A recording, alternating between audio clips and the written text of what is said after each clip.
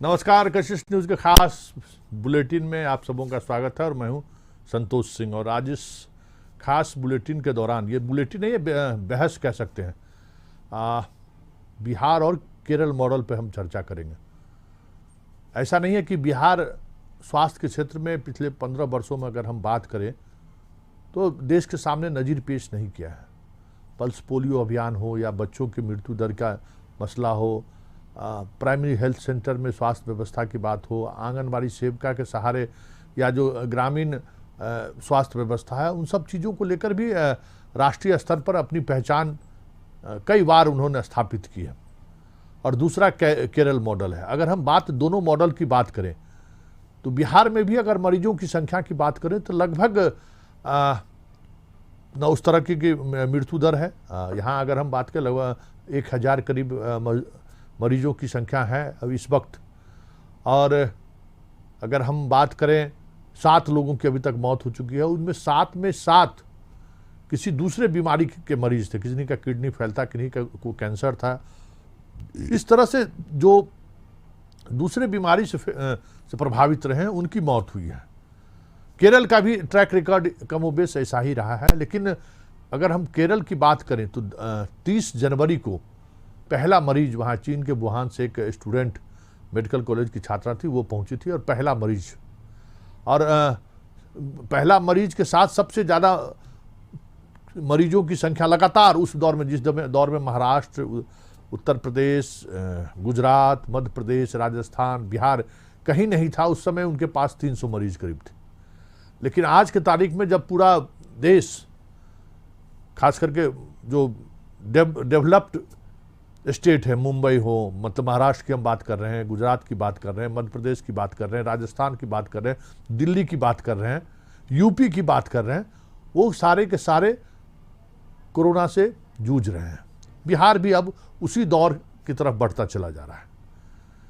तो ये एक स्थिति है। और उस स्थिति में बिहार जिस तरीके से अब जो स्थिति बनती जा रही, मजदूरों का जिस तरीके से प्रवेश हुआ है, और अब जहां पहले 10, 5, 2, 3, 4, 5 के बीच आंकड़ा रहा करता था, अभी पिछले 3-4 दिनों से 70 पार का आंकड़ा रह रहा है।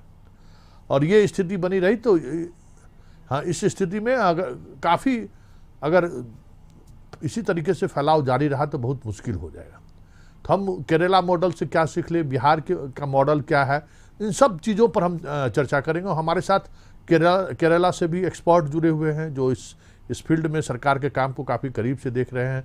ऐसे एक्सपर्ट भी हमारे साथ हैं जो कोरोना को लेकर बिहार किस तरीके से देख रहा है, केरल किस तरीके से काम कर रहा है, अमेरिका में क्या सावधानी नहीं बरती गई जिस वजह से हुआ, ताइवान में क्या स्थिति, ताइवान भी बहुत बेहतर काम किया है।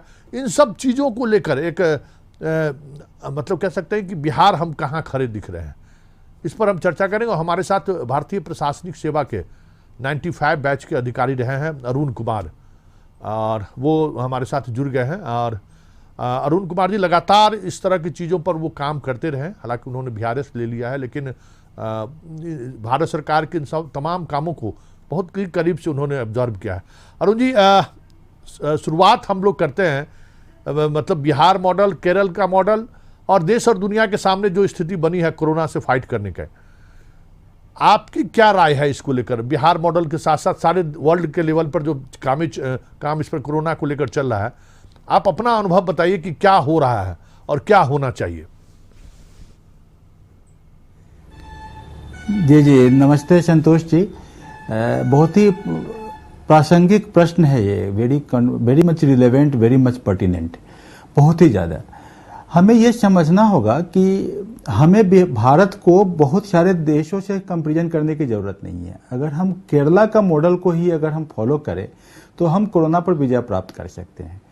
केरला में देखिए कितना स्थिति ये रही कि जनवरी महीना में सबसे पहला पेशेंट केरला में दिखता है, और 25 मार्च के पास जब हम लोग लॉकडाउन की स्थिति में हैं, 23 मार्च के बाद से, तो पूरे देश का 1/5 से ज़्यादा पेशेंट जो है आपके केरला में, जबकि पॉपुलेशन जो है केरला का मात्र 2.5% है। लेकिन केरला ने उस पर जो काम किया उसका हम मूल मंत्र बताते हैं कि मूल उनका है कि डिसेंट्रलाइजेशन, विकेंद्रीकरण किया उन्होंने अपने काम का। अगर केरला मॉडल सक्सेसफुल है तो इसके पीछे कारण है कि डिसेंट्रलाइज्ड पॉलिटिक्स। और आज के दिन में अगर भारत के सामने समस्या वही है कि हम बहुत सेंट्रलाइज्ड वे में काम करने की बात करते हैं। हमने, जबकि फेडरलिज्म है, हम चाहते हैं, हमें चाहिए कि आप स्टेट को पावर दीजिए, स्टेट पंचायत को पावर दे, और तब जाके इस मॉडल पे हम सक्सेसफुल हो सकते हैं, जो कि केरला ने किया। जी, ये केरला का मॉडल क्या है? केरल का अगर हम मॉडल की अगर हम बात करें,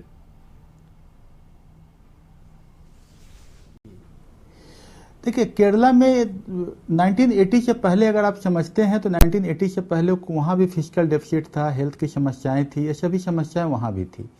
लेकिन हम 1990 के बाद जब पंचायती राज इंस्टीट्यूशन आया तो केरला ने अपने जितने भी फिनेंशियल पावर्स थे ऑटोनॉमी दे दिया पंचायत को, जबकि बिहार में ये नहीं है कि पूरा फिनेंशियल ऑटोनॉमी पंचायत को नहीं है। फिनेंशियल ऑटोनॉमी मतलब वहाँ यहाँ का फंड टाइड है कि आपको इसमें ही खर्च करना है, इसमें ही खर्च करना है, ये कहा जाता है। यहाँ ब्यूरोक्रेसी पंचायत के ऊपर हावी है। केरला में ऐसा नहीं है। केरला में है कि पंचायत जो है अपने हेल्थ के लिए फुल्ली ऑटोनॉमस है। मतलब कि वहाँ का पीएचसी का जो व्यवस्था है, पंचायत जो आपका प्राइमरी हेल्थ सेंटर है या वेलनेस सेंटर, वो पूरा का पूरा पंचायत के अंदर में। पंचायत के पास फंड है, पंचायत अपने फंड को अपने हिसाब से एडजस्ट कर सकता है। वहाँ पहले भी व्यवस्था है कि बुजुर्गों के लिए वहाँ खाना खिलाने की व्यवस्था है। वहाँ पहले भी है, जैसे कि अभी केरला में क्या हुआ, जैसे ही कोविड आया तो केरल ने ये नहीं किया कि वो सेंटर पर डिपेंड रहेगा। उसने अपना एक नियम बना लिया और अपना एक बिल पास करके, और उसने जो है 20,000 करोड़ का खर्च करने का बजट बना लिया, और हर पंचायत में 20-25 वॉलंटियर दे दिया उसने। और क्या है कि भाई हमारा बिहार या हिंदुस्तान या कहीं भी पूरे हिंदुस्तान में पंचायत जो है बेसिक है, बेसिक स्ट्रक्चर है। तो बेसिक स्ट्रक्चर में आपको बड़ा इजी हो जाता, इसलिए है कि पंचायत में डिवोल्यूशन ऑफ द पावर अगर दे दिया जाए, गांव के लोग अगर मिल के ग्राम सभा में कहते हैं कि ये काम होना चाहिए तो ये कर सकता है। ये तो हमेशा से रहा है कि आज भी गांव में कोई विपत्ति आती है, गांव के लोग सामने खड़े हो जाते हैं। तो ये उन्होंने पंचायत के कारण ही केरला में जो है ये व्यवस्था हुई। वहाँ एक दूसरी व्यवस्था बहुत अच्छी, वहाँ एक स्कीम चलता है कदम्बश्री। जैसे अपने यहाँ जीविका है बिहार में, वैसे कदम्बश्री है। वहाँ महिलाओं का बड़ा सशक्तिकरण है, महिलाएं जो हैं उसके साथ जुड़ी हुई हैं, और महिलाएं एक तरह से पंचायत के ऊपर में चेक एंड बैलेंस करती हैं। तो वहाँ का 61% जो पॉलिटिशियंस जो आपके महिलाएं आती हैं वो आपके कदम्बश्री की योजना से आती हैं। तो काफ़ी सशक्तिकरण है वुमेन एम्पावरमेंट का। और पंचायत के लेवल पर पूरा फिनेंशियल ऑटोनॉमी है, फ्लेक्सिबिलिटी है काफ़ी ज़्यादा, काफ़ी फ्लेक्सिबल व्यवस्था वहाँ पर है। जैसा कि बिहार में बड़ा टाइट है कि आपको बीडीओ से पूछना है, डीएम से पूछना है, तब जाके आप कुछ कर सकते हैं। ब्यूरोक्रेटिक हर्डल्स काफ़ी है, वहाँ नहीं है ऐसा। इसी कारण कोरोना आया और गांव-गांव में सशक्तिकरण हो गया, गांव-गांव के लोग जग गए। जबकि आप सोचिए कि केरला के सामने कितनी विषमता है। केरला का ज़्यादातर लोग बाहर में रहते हैं, मतलब कि वो बाहर की वहाँ का काफ़ी 3 से 4 लाख लोग हमेशा बाहर में रहते हैं। तो बाहर से तो कोरोना आने का चांसेस था। वहाँ के बहुत सारे बच्चे जो हैं वो वुहान में पढ़ते हैं, वहाँ से आए, तभी सबसे पहला अगर कोरोना पेशेंट आया तो केरला में आया। अगर आप 23 मार्च से तक देखें और 20 तब तक आपको दिखता है कि सिर्फ केरला में ही पेशेंट दिखते थे पूरे हिंदुस्तान का। लेकिन उन्होंने अपनी व्यवस्था को सुदृढ़ किया। आज क्या है कि आज हमारे यहाँ व्यवस्था ये हो गई कि हम बिहार में चाहे भी तो हम केंद्र पर आश्रित हो रहे हैं। केंद्र बताता है ये रेड जोन है, ये आपका ऑरेंज जोन है, ये ग्रीन जोन है। कल बड़ा अच्छा मैं देख रहा था, पंजाब के एक मुख्यमंत्री बता रहे थे कि मुझे पता है कि पटियाला में कौन कौन से एरिया को रेड जोन हम करना है, कहाँ कहाँ एरिया को हमको हॉटस्पॉट बनाना है। एक केंद्र मेरे ऊपर टाइड अप कर दिया है। हमें अपने इकोनॉमी को खोल सकते हैं। देखिए समझना होगा कि हमें एक ट्रेड ऑफ करने की ज़रूरत होती है कि हमें लाइफ चाहिए और इकोनॉमी चाहिए। मतलब हमको कोरोना से बचना भी है और हमें अपने लोगों को जिंदा भी रखना है। आज स्थिति ये हो गई कि इकोनॉमी जो है काफ़ी नीचे की ओर जा रहा है। जो हमारे जो लेबर से माइग्रेट कर रहे हैं, आप एक ऐसी व्यवस्था ला रहे हैं कि आप इकोनॉमी ठीक करने के लिए लेबर लॉज में रिफॉर्म कर रहे हैं। तो this all goes against the Kerala model. हमें अगर केरला के मॉडल को फॉलो कर लें कि हम सशक्तिकरण करें वुमन का, हम जो है सो लेबर के नियमानुकूल उनका नियम बनाए कि भाई इनको फ़ायदा हो, हम जो है अपने हेल्थ सिस्टम को ऑटोनॉमस कर दे पंचायत की व्यवस्था के ऊपर में, हम ये कहें कि भाई मुखिया जो है सो अपना मास्क बना सकता है, मुखिया कर सकता है जी। जीविका की चर्चा की कि वहाँ पे कुछ और योजना के तहत उसका नाम दिया गया है। दोनों में फ़र्क क्या है? यहाँ जीविका को जिस तरीके से यहाँ भी जीविका दीदी एक फोर्स के रूप में गांव में मौजूद हैं, उनकी आर्थिक स्थिति में बदलाव आया है। सरकार की पूरी कोशिश भी हो रही है कि उसको और मतलब ग्रास रूट तक उसको फैलाया जा सके। लेकिन दोनों जगहों के अगर हम बात करें केरल और बिहार की, तो दोनों, क्योंकि वो सिर्फ आर्थिक गतिविधियों में यहाँ की जीविका दीदी लगी हुई हैं। क्या केरल में जो वहाँ की जीविका दीदी हैं, जो किसी और नाम से जानी जाती हैं, क्या वहाँ उनको अलग तरह के से आर्थिक स्थिति के अलावा और चीज़ों को भी देखने की उन्हें इजाज़त है, या मतलब उन्हें अधिकार प्राप्त है? जी देखिए, अगर हम जहाँ तक बात करें बिहार में जीविका का, तो बहुत अच्छा काम कर रहे हैं। केरला का कदमश्री भी बिल्कुल उसी मॉडल का है, वैसा ही है, या दोनों में एक ही तरह का है। लेकिन वहाँ क्या हुआ है कि पंचायत को फिनेंशियल ऑटोनॉमी दिया हुआ है। तो पंचायत को जब फिनेंशियल ऑटोनॉमी दिया हुआ है और वहाँ की महिलाएं जब डिसीजन मेकिंग में हैं कि आर्थिक रूप से संपन्न है, जीविका किसी तरीके से बिहार में उतना नहीं फैला जितना कदमश्री केरला में फैला है, तो वो पंचायत के लोकल पॉलिटिक्स में बहुत एक्टिव पॉलिटिकल रोल प्ले कर रही हैं। वो वहाँ पर एक ग्रुप बन गई हैं, सेल्फ हेल्प ग्रुप जो है, जो कि पंचायत को चेक एंड बैलेंस करता है, और पंचायत के पास अपना ऑटोनॉमी है। आज जीविका मान लिया बिहार में बहुत एक्टिव भी हो जाए जीविका दीदी, तो पंचायत के पास तो फंड नहीं है अपना, मतलब फंड है मतलब अपना खर्च करने का ऑटोनॉमी नहीं है। फिजिकल ऑटोनॉमी वर्ड जो कहते हैं, आर्थिक रूप से जो उनका स्वशासन की व्यवस्था होती है, वो नहीं है। तो आप डिपेंड करते हैं ब्लॉक के ऊपर में या ऊपर के नियमों के साथ टाइड आपका फंड है। मान लिया कि आज के कोरोना के दिन में बिहार का कोई मुखिया या ग्राम सभा ये चाहे कि हम 20-25 वॉलंटियर को हम अपने पास रखें और हम अपना जो है सो सेंटर बनाए, क्वारंटीन सेंटर, और उसके लिए हम एक खर्च करें, तो उनका अपना फिजिकल ऑटोनॉमी नहीं है। उनको डिपेंड होना पड़ता है कि केंद्र ने आपके लिए क्या मुहैया कराया है। आपको पूरे केंद्र पर वो बताएंगे कि आपको सिर्फ इतना साबुन खरीदना है, इतना मास्क खरीदना है, इतना सैनिटाइजर खरीदना है। केरला में नहीं है, केरला में वो स्वतंत्र है, वो खर्च कर सकता है अपना, और यही नहीं, वो डॉक्टर को भी डायरेक्ट कर सकता है। वहाँ पर पंचायत के अंदर में 10 से 15 स्टाफ खर्च काम करते हैं, जिनका डिसिप्लिनरी एक्शन पंचायत लेती है। अगर मान लिया कि आशा वर्कर या कोई भी अगर काम ढंग से नहीं कर रहा हो, तो पंचायत ग्राम सभा सशक्त है, को ले सकता है। यहाँ पर तो भाई बिहार में तो नहीं सशक्त है, उनको तो ब्यूरोक्रेसी के ऊपर सहारे जाना पड़ेगा। तो केरला में चूंकि पंचायत पर आपने विश्वास किया है, आपने जिसको कहते हैं डिसेंट्रलाइजेशन ऑफ पावर, गांधी का ग्राम स्वराज, जो स्वराज जो है जो स्वराज का जो रियल कंसेप्ट है, वो वहाँ पर इम्प्लीमेंटेड है कि आपको फिजिकल ऑटोनॉमी है, आपको डिसीजन का ऑटोनॉमी है, आप खुद डिसीजन लीजिए, खुद फिजिकल लीजिए, आप अपने गांव को सुरक्षित कीजिए हेल्थ के मामले में। आप ऐसा कीजिए, आप अपना क्वारंटाइन सेंटर बनाइए, आपके पास जो मास्क लेना है, सैनिटाइजर लेना है, स्प्रे करना है, वो सब का खर्च आप खुद कर सकते हैं। लेकिन बिहार में क्या, आपको हम रोकना चाहे, हमारे साथ शरद चंद्रन जी जुड़ चुके हैं, केरला से जुड़े हुए हैं और शिक्षाविद भी, और शिक्षा के क्षेत्र में ये काम भी कर रहे हैं। तो नमस्कार शरद चंद्रन जी, आप हमारे साथ जुड़े हैं। आपसे भी मेरा यही सवाल है कि केरला मॉडल क्या है? आप केरला से हैं, केरला की चीज़ों को काफ़ी करीब, वहाँ के ब्यूरोक्रेसी को भी देख रहे हैं, जो पंचायती राज व्यवस्था है, पंचायत में क्या किस तरीके से अपने आप को मजबूत किया है, और उस मजबूती के आधार पर कैसे कोरोना से फाइट कर रहा है। थोड़ा हम विस्तृत जानकारी चाहेंगे कि जो ज़मीनी क्योंकि पहला मरीज आपको केरल से आया और आज अपने आप को वो संभाल चुके हैं, और हम पूरे बिहार और झारखंड और अन्य राज्यों की बात करें तो अभी हम फाइट करने की स्थिति में, अब हम फाइट करना शुरू किए, क्योंकि सबसे ज़्यादा अब इन इलाकों में कोरोना पॉजिटिव मरीज फैल रहे हैं। तो क्या सीख लेनी चाहिए इन राज्यों को केरल से? जी हाँ, सबसे पहले जो है मैं कहना चाहूँ, जितने भी कोविड वॉरियर्स हैं उनको जो है मेरा आदर, और जिस दृढ़ता के साथ वो इस महामारी को लड़ रहे हैं उसके लिए शब्द बहुत कम है। और जहाँ तक केरला मॉडल का सवाल है, मैं तो जमशेदपुर का वासी हूँ, तो मेरा जो भी है ऑब्जर्वेशन है और जो मैं पत्र में पढ़ता हूँ उसी से मुझे मालूम होता है वहाँ क्या हो रहा है। अब केरला मॉडल को जो मैं 4 हिस्सों में बांटता हूँ, सबसे पहले जो केरला का हमें ये समझना है स्ट्रेंथ क्या है। स्ट्रेंथ वहाँ का केरला का ये है कि वहाँ का हेल्थ सिस्टम जो है, public as well as private, health system they work in harmony, और दूसरा है उनका risk communication methodology, that is very efficient. और तीसरा पॉइंट यहाँ पे है जो उनका जो कम्युनिटी पार्टिसिपेशन है, that is also very strong. तो ये हुआ उनका स्ट्रेंथ। और स्ट्रेंथ के साथ आप देख रहे होंगे 2018 से उन 2 बार फ्लड आए हैं, उसके बाद जो है उनका निपो वायरस का जो है ये हुआ। तो इनसे जो है केरला ने जो है एक लर्निंग लिया है।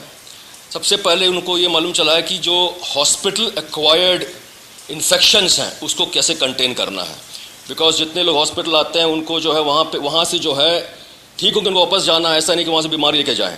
तो उन्होंने उस लर्निंग को वहाँ अप्लाई किया। They made hospitals absolutely safe.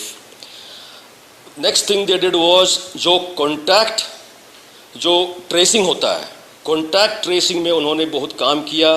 They made that system very flawless कि किस तरह जो है पहचान किया जाए किससे किसको क्या पहुंचा है। और तीसरा है वो उनका जो अलर्ट कम्युनिटी सर्वेलेंस, हर व्यक्ति जो है इतना अलर्ट है, इतना पार्टिसिपेटिव है that you can not miss out. तो ये हुआ उनका लर्निंग। थर्ड एस्पेक्ट होता है iron fist.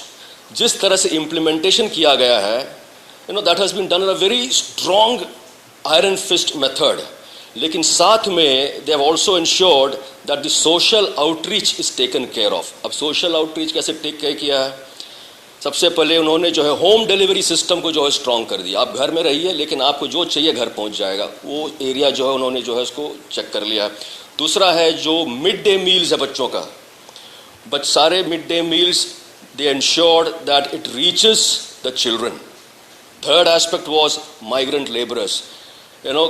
Complete plan was done to ensure migrant laborers are taken care of. So that happens to be third aspect. Fourth aspect is agility. Agility में ये है जो उनका approach था to tackle the situation. They created walk-in kiosks जहाँ पे लोग जाके जो है उनका जो है सैंपल कर सकते हैं। दूसरा पॉइंट एजिलिटी में है, they were the first ones to kind of procure rapid test kits from Pune based company. So these 4 areas were implemented together, which brought in the difference. एक छोटा सा ब्रेक ले लेते हैं और ब्रेक के बाद भी हम चर्चा जारी रखते हैं और हम आपके पास पहुंचेंगे उन चीज़ों को समझने के लिए, क्योंकि अगर टेस्टिंग की बात करें तो बहुत ज़्यादा टेस्टिंग केरल में भी नहीं हुआ है। और बिहार के तुलना में ही जितनी बिहार में टेस्टिंग का जो प्रोसेस अपनाया गया, अभी भी यहाँ पे लगभग 41 हज़ार लोगों की टेस्टिंग हुई है। अब अमूमन केरल में भी टेस्ट का अगर प्रतिशत देखें तो यही प्रतिशत है। केरल और बिहार में आबादी को लेकर जो भी चीज़ें खड़ी की जा सकती है कि आबादी वहाँ पे बहुत कम है, लेकिन घनत्व की अगर बात करें तो जो घनत्व बिहार में जितने गाँव, जिस तरीके से हम काफ़ी करीब गाँव है, गाँव की जो आबादी है वो घनत्व में केरल बिहार के काफ़ी करीब है। इसलिए हम बिहार और केरल की तुलना कर रहे हैं और केरल से हम क्या सीख ले सकते हैं। बिहार ने भी हेल्थ के क्षेत्र में काफ़ी कुछ काम किया है, पोलियो, और हमारे पास भी इंफ्रास्ट्रक्चर है उस तरह। जिस तरीके से बात अभी हो रही थी अरुण जी से कि जीविका दीदी हमारे यहाँ भी है, उन जीविका दीदी का कैसे हम इस्तेमाल कर सकते हैं पंचायती राज व्यवस्था को मजबूत करने में। आंगनबाड़ी सेविका है, ममता दीदी हैं। उसके अलावा अगर हम बात करें तो WHO, केयर और यूनिसेफ के कर्मचारी हर प्रखंड मुख्यालय में मौजूद हैं जो सिर्फ हेल्थ पर काम करते हैं। तो ऐसा नहीं है कि अपने पास कोई मैन पावर या अनुभवी लोगों की कमी है। फिर भी इस संकट से कैसे हम बाहर निकल सकते हैं, इसके लिए हम इस डिबेट के सहारे चीज़ों को समझने की कोशिश करते हैं। और अब हम एक छोटा सा ब्रेक लेते हैं, ब्रेक के बाद चर्चा जारी रहेगी। ब्रेक के बाद एक बार फिर से स्वागत है। हम चर्चा कर रहे हैं बिहार मॉडल और केरला के मॉडल पर चर्चा कर रहे हैं। बिहार केरला उस दौर से बाहर निकल चुका है और हम अब उस दौर में प्रवेश कर रहे हैं, इसलिए मॉडल पर हम चर्चा कर रहे हैं कि आखिर हम केरला का कौन सा मॉडल में क्या अच्छाई है, उसको अगर हम अपने व्यवस्था के साथ जोड़ते हैं तो फिर हम इस लड़ाई से बाहर निकल जाएंगे। क्योंकि जिस तरीके से प्रवासी मजदूर आ रहे हैं, हालांकि वहाँ अतिथि कहा जाता है, अगर हम केरल की बात करें तो वहाँ पे जो लेबर हैं उनको अतिथि मजदूर का उनका नाम दिया गया है और उनको बहुत ही आदर से अलग अलग इलाके के जो लेबर हैं उनके लिए उनकी भाषा में उनसे बात हो सके, उनके खाने की व्यवस्था भी उसी तरीके से की गई है। बंगाल के हैं तो उनका मेनू अलग है, बिहार के हैं तो उनका मेनू अलग है, झारखंड के हैं तो उनका मेनू अलग है, यूपी के हैं तो उनका बिहार से जुड़ा हुआ मेनू अलग, और भाषा में कम्युनिकेशन में कोई प्रॉब्लम नहीं हो, इसकी भी कोशिश वहाँ पे हुई है। चलिए हम चर्चा हमारे साथ जुड़े हुए हैं शरद जी से ही जानना चाहेंगे कि शरद जी, जिस तरीके से लेबरर्स को लेकर उन्होंने एक नीति अपनाई उन्होंने कि किस तरीके से हमें उनको लगभग 5 लाख से अधिक लेबर उनके स्टेट में भी है, बिहार, यूपी और झारखंड जैसे राज्यों से भी वहाँ लेबर मौजूद हैं, उनको टैकल करने के लिए, क्योंकि हालांकि सबसे पहला ट्रेन अगर बात करें बिहार में भी और झारखंड में भी तो केरल से वो ट्रेनें आई हैं। और एक और चीज़ें जो बदलाव दिखा केरल से ट्रेन आने वाले में और अन्य राज्यों में कि भाई वो पूरा मेंटेन करके केरल से सारी चीज़ें व्यवस्थित होकर आई हुई थी वो ट्रेन भी। उसको लेकर वहाँ पे क्या ऐसा खास किया गया कि लेबरर्स भी वापस आराम से अपने स्टेट में पहुँच गए हैं? अन्य राज्यों की तरह उनका अपने केरल के गवर्नमेंट से उतनी शिकायत भी नहीं है। बिल्कुल, यहाँ पे मैं कहना चाहूँगा हर स्टेट जो है अपना जो रिस्पॉन्सिबिलिटी है उसको जो एग्जीक्यूट कर रहे हैं। केरला में जो है emphasis on risk communication has been taken up very seriously, awareness has been taken up very seriously, and risk communication awareness का इम्प्लीमेंटेशन हुआ है थ्रू कम्युनिटी पार्टिसिपेशन। ये तीनों जो एरियाज़ हैं ये जो है बड़ा स्ट्रॉन्ग रोल प्ले किया है। जितने भी जो वर्कर्स हैं, लेबरर्स हैं जो निकल रहे हैं, उनको इन्फॉर्मेशन दिया गया है, उनको अवेयरनेस दिया गया है, तो इसीलिए जो है उसमें जो है एक डिसिप्लिन और एक बदलाव दिख रहा हमें। सिस्टम कितने, आप उसी फील्ड से हैं, एजुकेशन सिस्टम या मतलब एजुकेट होना इस लड़ाई से फाइट में कितना महत्वपूर्ण है? हाँ बिल्कुल, there is no kind of doubt, like education brings in a complete 360-degree difference. यहाँ पे जो है it's not only about containing, it is also about ensuring it does not spread. So awareness is not only to contain, awareness is also about ensuring the other person is also safe. So that plays a very vital role in this entire scenario. It is not only about telling the person how do you stop the virus from reaching you, you're also educating the person on how should you stop the virus from going from you to somebody else. So that plays a very important role.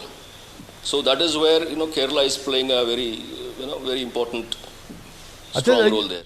एक आखिरी सवाल आपसे, उत्तर भारतीय state को Kerala model से क्या सीख लेनी चाहिए? क्योंकि आप तो इंफ्रास्ट्रक्चर आप बना नहीं सकते हैं, आप एजुकेशन सिस्टम को रातों रात आप बदल नहीं सकते हैं, लेकिन इस स्थिति में जो अभी वर्तमान सेटअप है उस सेटअप में क्या केरल मॉडल का कौन सा स्वरूप अपनाया जाए जो आप क्योंकि अब संकट इन्हीं 2-3 राज्य जो हिंदी पट्टी वाले राज्य हैं उन राज्यों की तरफ बढ़ रहा है, तो वो कैसे उससे निकल सकते हैं? जी हाँ,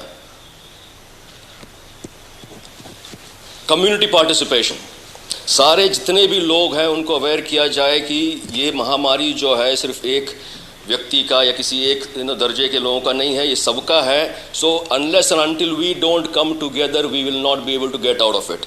The sooner we get out of it, the sooner the lockdown is over. So this message has to go very clear to each and every individual. If you want to kind of get back to a normal life, you have to come together. Community participation is very important. Another thing is very alert community surveillance. जैसे मैं ensure करता हूँ मेरे इलाके में कोई बाहर से जो है आए नहीं घूमते हुए, यदि आता है तो इमीडिएटली रिपोर्ट होना चाहिए. So these 2 points can bring in a massive difference. ये 2 सलाह आपका है? या चलिए, बहुत बहुत धन्यवाद हमारे साथ जुड़ने के लिए। अब हम अरुण जी से बात करेंगे। अरुण जी, कुछ चीज़ें ये इन्होंने स्पष्ट की है, एक चीज़ और स्पष्टता के साथ हम आगे बढ़ेंगे, इस डिबेट को हम आगे बढ़ाना चाह रहे हैं कि मजदूरों को लेकर केरल में भी अगर बात करें, वो दौर समझिए कि पूरे इंडिया में सबसे ज़्यादा अगर बाहर से विदेशों में लोग रहते हैं तो वो केरल के राज्य है। जैसे बिहार के लोग सबसे ज़्यादा दूसरे राज्यों में रहते हैं, वैसे केरल के लोग भी रहते हैं। और केरल इस वजह से अक्सर कुछ न कुछ नई नई बीमारियों को फाइट करते रहता है। वो अपने जो उनके लेबर हैं या जो बाहर काम करते हैं, वो अगर हम बात करें, दिल्ली आप भी रहे हैं, तो वो ऐसा नहीं है कि बहुत सारे लोग अस्पताल के अलावा बहुत सारी चीज़ों में वो लोग काम करते हैं। उनका रहन सहन का भी अगर बात करें तो बहुत ज़्यादा बिहार के लेबर से कई जगह हमने देखा है कि इस तरह से भी वो लोग काम करते हैं।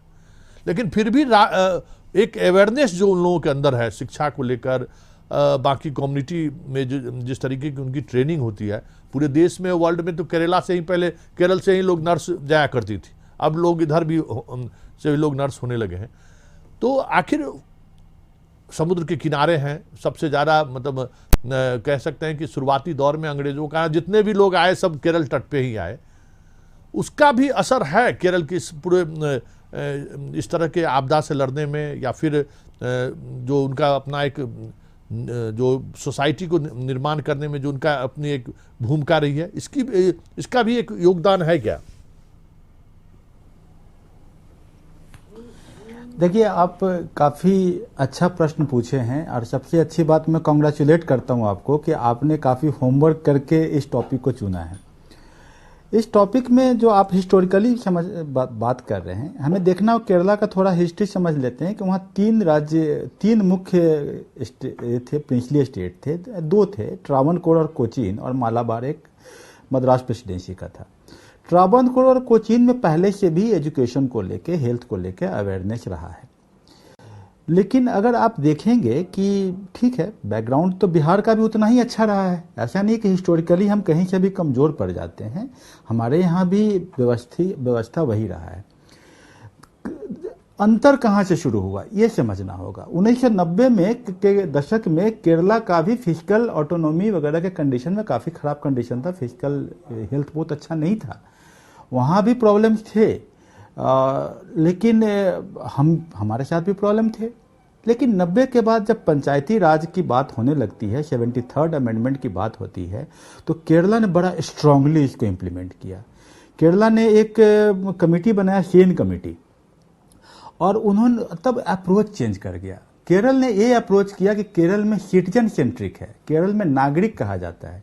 लेकिन अब आप थोड़ा ध्यान से देखिएगा कि अभी आप तो मीडिया से जुड़े हैं, आप देख रहे होंगे कि यहाँ पर कंज्यूमरिज्म की बात होती है। बिहार में या भारत के बहुत जगह पर बात करता है कि हम सिटीजन नहीं, हम सब्जेक्ट मानते हैं उनको, सब्जेक्ट, हम सिटीजन नहीं मानते, हमारा सिटीजन सेंट्रिक नहीं है। अगर आप इतिहास के परिप्रेक्ष्य में देखें तो हॉबेस एक साइंटिस्ट हुए हैं, या रूसो की हम बात करें, और आज के परिप्रेक्ष्य में हम अमर्त्य सेन की बात करें, अभिजीत बनर्जी जो बात करें हैं, ये सब की हम समझते हैं, तो हमें क्या लगता है कि there is a concept of social contract. एक हम गवर्नमेंट बनाते किस लिए हैं? गवर्नमेंट बनाते हैं हम इसलिए कि वो हमारा हेल्थ और एजुकेशन पे काम करे और हम पर बिलीव करे। हम सब्जेक्ट नहीं, हम सिटीजन हैं, हम नागरिक हैं, हम इक्वल पार्टिसिपेट, हम स्टेक होल्डर है देश के। केरल ने इस चीज़ को समझ लिया सेन कमेटी के बाद, और वहाँ पर उन्होंने गाँव को फिजिकल ऑटोनॉमी दे दिया।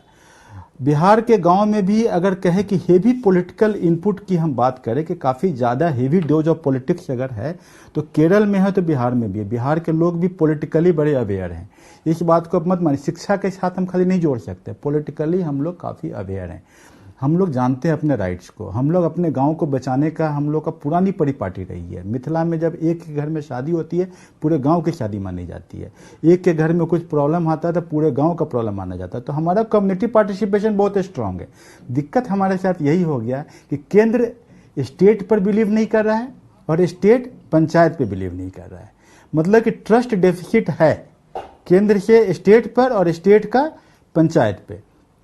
हम पर ट्रस्ट कीजिए, विश्वास कीजिए पंचायत पर। एक मेरी पत्नी मुखिया है शिमायनी पंचायत की, उसने सबसे पहले कोरोना के टाइम में बात किया, हम पर विश्वास कीजिए। जब एमएलए अपना फंड दे सकता है, एमपी अपना फंड दे सकता है, तो मुखिया क्यों नहीं अपनी योजनाओं का फंड को कोरोना में यूज कर सकता है। ये मुखिया को बोलना पड़ा लेकिन नहीं मिला, है ना। मैं नहीं बोला, मैं दोष नहीं दे रहा हूँ। 15 साल से यहाँ पर बिहार में पॉजिटिव वातावरण बना है, काम हो रहा है, अच्छा काम हो रहा है, लेकिन काम की गति को और बढ़ाने की जरूरत है। जैसा केरला में उन्होंने किया है कि वहाँ पर अनटाइड फंड है कि मुखिया खर्च कर सकता है, ग्राम सभा डिसीजन ले सकता है। कम्युनिटी पार्टिसिपेशन जो हमारे शरद जब भी बात कर रहे थे, कम्युनिटी पार्टिसिपेशन बिहार में कम नहीं है, लेकिन हमारी कम्युनिटी पर बिलीव नहीं है। हमारे यहाँ बहुत रोबस्ट सिस्टम है, लोग इतना जल्दी समझ गए हैं कोरोना को कि गाँव में घुसने नहीं दे रहे हैं। लेकिन कहाँ बना हुआ है? क्वारंटाइन सेंटर ब्लॉक में। अब खर्च अगर के हिसाब से देखा जाए तो गांव में अगर क्वारंटाइन सेंटर बनेगा तो खर्च कम आएगा सरकार का, गांव के लोग एक दूसरे का सोशल ऑडिट करेंगे। केरला का एक मॉडल और बड़ा अच्छा है कि वहाँ ऑडिट बहुत रियल टाइम होता है, बिहार में ऑडिट होता ही नहीं है, लोग जानते ही नहीं कि ऑडिट कहाँ होता है, सोशल ऑडिट कंसेप्ट ही नहीं लाया गया है।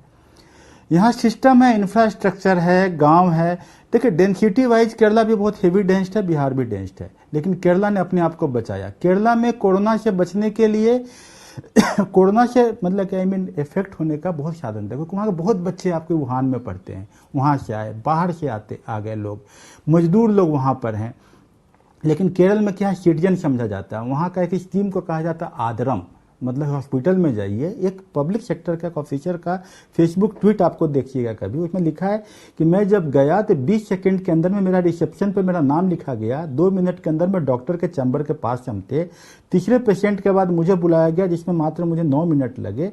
मेरे बच्चे का सेम डे मेरा जो है ब्लड टेस्ट किया गया और उसका हड्डी का प्रॉब्लम था, वो शाम तक मेरा पूरा का पूरा रिपोर्ट आके आ गया। That happened in the district hospital, very robust public participation. ये बिहार में नहीं है, ये प्रॉब्लम यहाँ पर है, क्योंकि बिहार में हमने जो है ब्यूरोक्रेटाइज्ड कर दिया, सेंट्रलाइज्ड बात करते हैं। हेल्थ सेक्रेटरी साहब ही हेल्थ देखेंगे, गांव के लोगों का कुछ नहीं करना। अरुण जी, आप खुद ब्यूरोक्रेट रहे हैं और ब्यूरोक्रेसी को लेकर इस तरीके से तल्ख टिप्पणी आप कर रहे हैं, क्या वाकई में ब्यूरोक्रेसी जो है सबसे बड़ी समस्या है? समझना है। पंजाब का चीफ मिनिस्टर बेचारा रो रहा है कि साहब पटियाला को छोड़ दो, पटियाला में मुझे पता है कहाँ कहाँ हॉटस्पॉट करना है, हमारी इकोनॉमी सुधर जाएगी। केरला ने क्या किया, अपना जो खुद डिसीजन लिया। केरला ने बोला हम केंद्र पर नहीं जाएंगे, केंद्र सोचता तब तक केरला अपना ऑर्डिनेंस पास कर लिया था। अब देखिए, अगर ऑर्डिनेंस की बात कीजिए तो आपको ये समझ में आता है कि हेलो, हाँ जी जी बोला जाए। मेरा फोन कट गया क्या? आप बोलिए आपका आवाज जाएगा। हाँ, मेरी आवाज आ रही है? हाँ, आवाज आपकी आ रही है। अगर आप देखें तो यहाँ पर जो है एक पुराना हमारा एक नियम है एपिडेमिक एक्ट 1897 का, जिसमें स्टेट को पावर दिया गया है। लेकिन आज केंद्र जो है नेशनल डिजास्टर मैनेजमेंट के नाम पर स्टेट को पूरे पावर को सीज कर दिया है। अब ये समस्या बहुत बड़ी है। हमें बिलीव करना होगा स्टेट पर, स्टेट को बिलीव करना होगा पंचायत पर, पंचायत को बिलीव करना होगा ग्राम सभा पर, ग्राम सभा को बिलीव करना होगा हर फैमिली पर।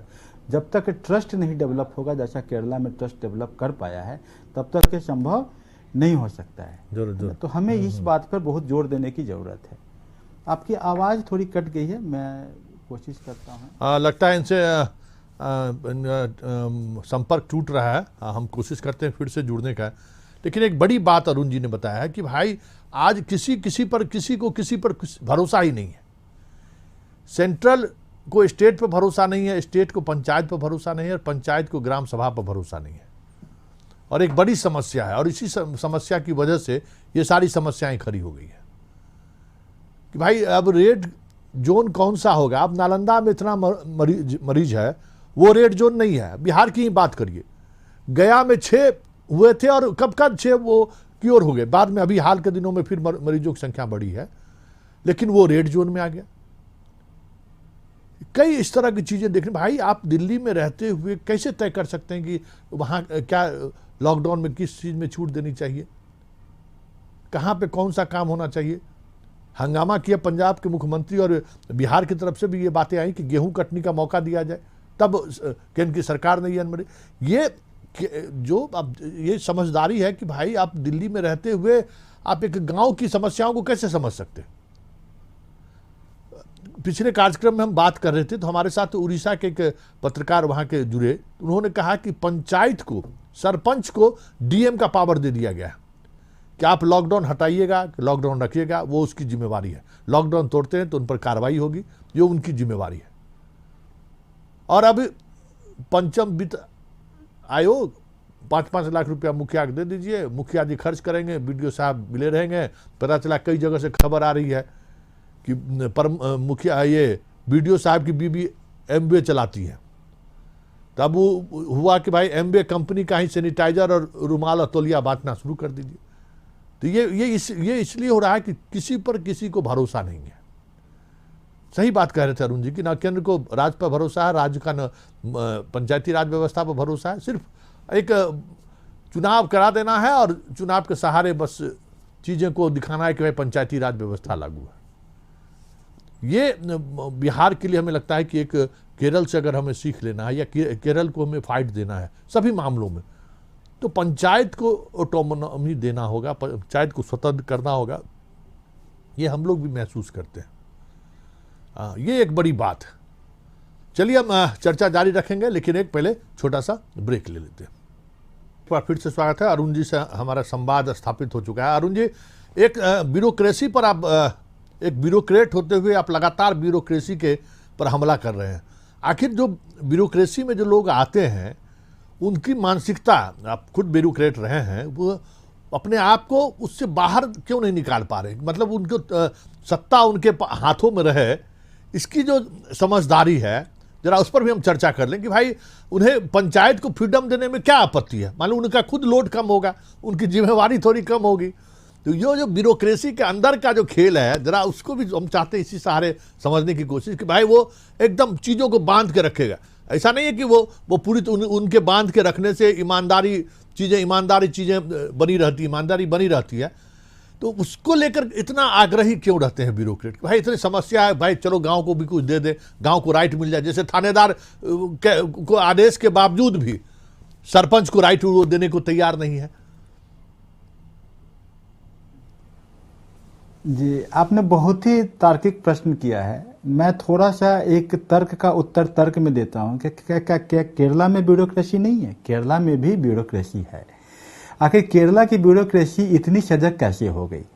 ब्यूरोक्रेसी को डायरेक्शन मिलता है पॉलिटिक्स से, क्योंकि जो पॉलिटिशियंस हैं वो इलेक्शन के बाद कुछ पॉलिटिकल एडमिनिस्ट्रेशन में चले जाते हैं, पॉलिटिकल एग्जीक्यूटिव होते हैं। Bureaucracy is a negative word. Bureau stands for table, नहीं टेबल का हुआ, टेबल से शासन करना।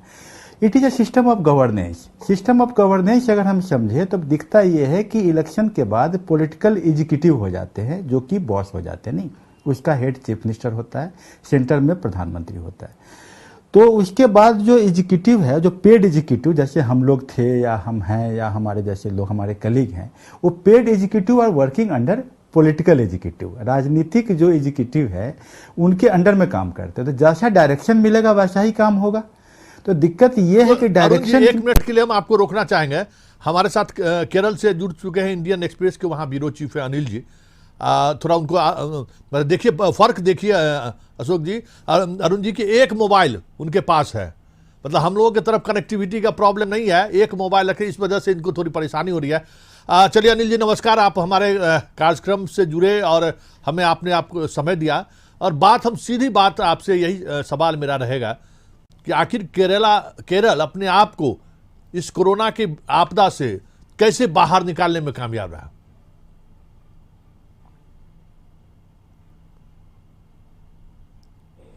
केरल ने 2-3 दिन पहले केरल का चीफ मिनिस्टर पिनराई विजयन ने कर्व फ्लैटन करने की डिक्लेरेशन किया है। केरल में पहले केस आया था जनवरी 30 को। That was a medical student from Wuhan से आने वाला एक मेडिकल स्टूडेंट था। मगर एक हफ्ते पहले से ही केरल का हेल्थ मिनिस्टर के शैलजा टीचर, उन्होंने किसी ऑनलाइन पे रीड किया कि ऐसे वाला एक वायरस है चाइना में। उन्होंने जरूर इमीडिएटली उन्होंने उनके एक ऑफिशियल से बात किया, ऑफिशियल से पूछा, देखिए ऐसा एक वायरस है, इज देयर एनी पॉसिबिलिटी, इधर आने वाला का कोई संभावना है? उन्होंने बोला हाँ जरूर इधर भी आएगा। तो उन्होंने तब भी एक कंट्रोल रूम सेट किया।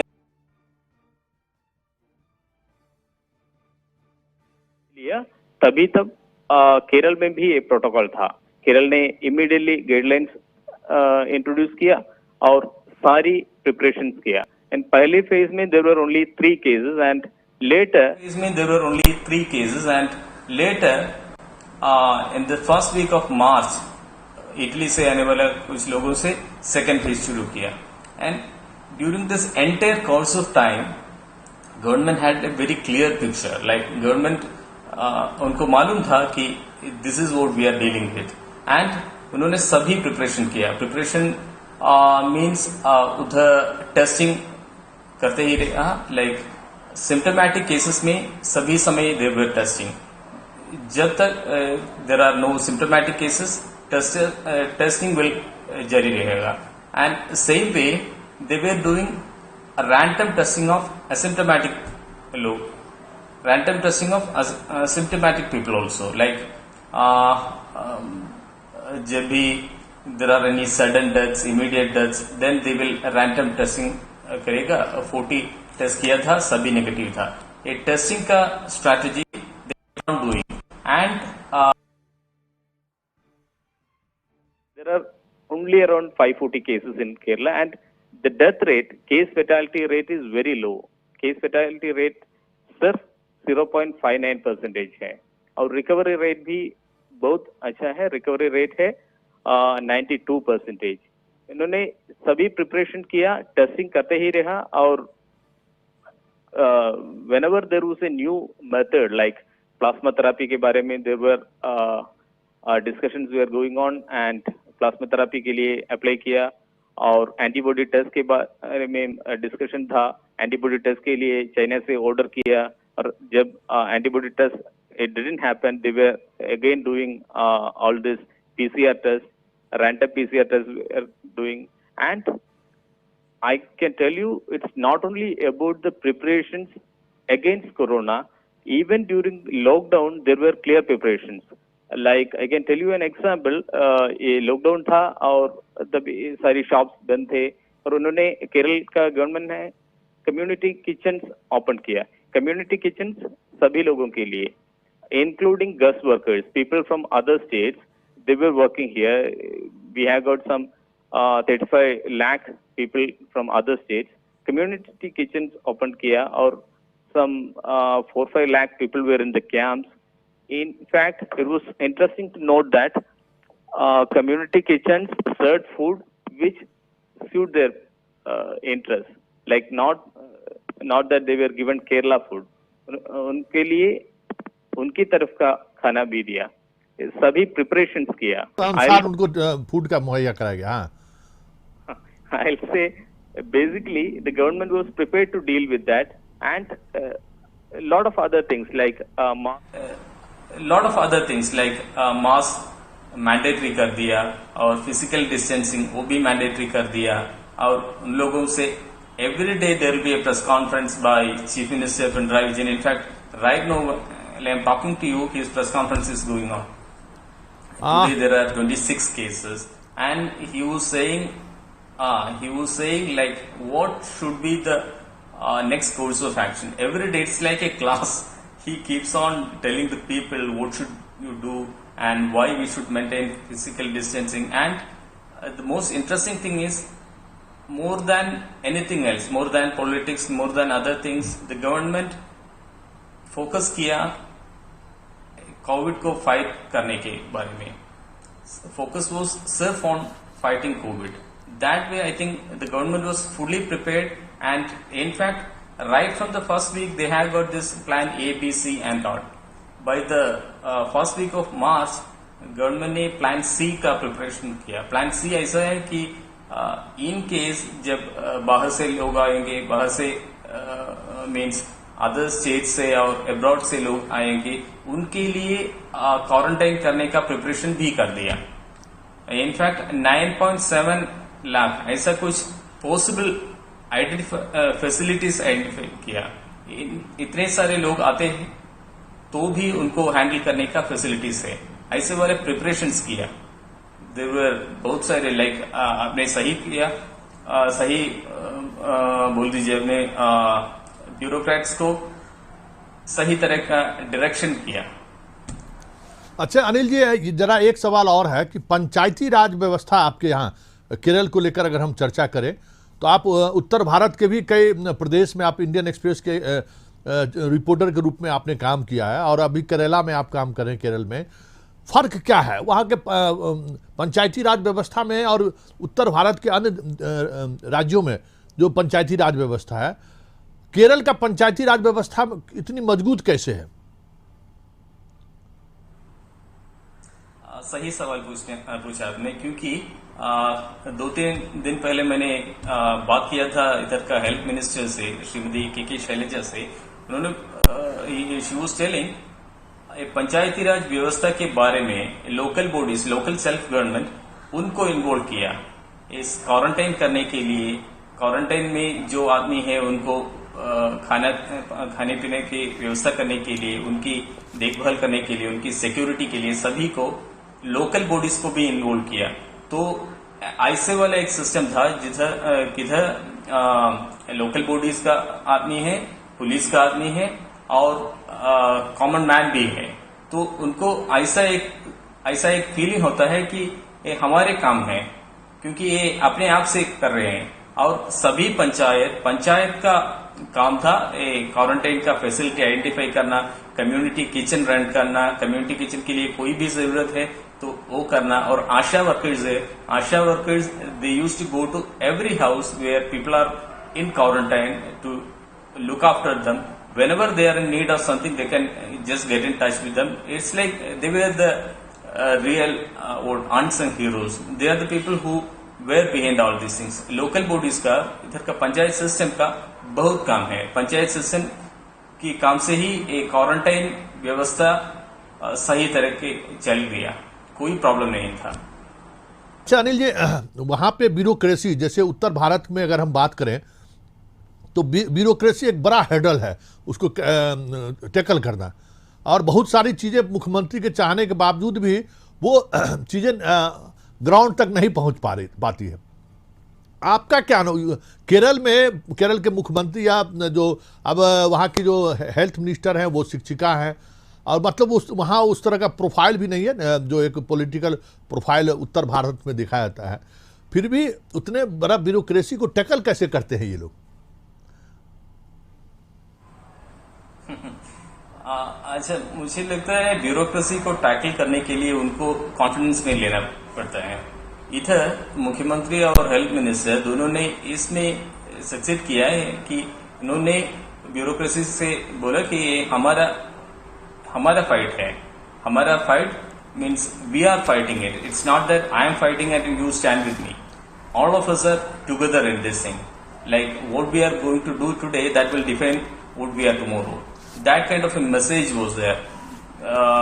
When I talk about it, पहला campaign था Break the Chain. Break the Chain campaign was so successful that immediately after this campaign was introduced, everybody was going into that direction, because the political establishment, the political machinery, the chief minister, ministers, everybody, they were able to send out a message to the bureaucrats and to the people also that we are together in this fight. In fact, even when there were some criticisms from the opposition, from opposition parties, UDF था, UDF है, BJP है, whenever there were criticisms, the government was able to take them into confidence. Government was able to send out this message that we are fighting for the people.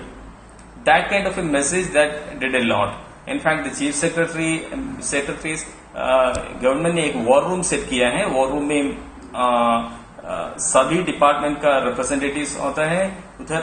whenever there is an issue, somebody can call the war room. Like in fact, there were incidents where people call किया था दूसरे state से, मध्य प्रदेश से, महाराष्ट्र से, बिहार से call करके, truck drivers, local people stranded there, they will be calling to the war room telling them, see, we are stranded here, can you do something for us? And immediately the war room officials, they will get in touch with their counterparts in these states.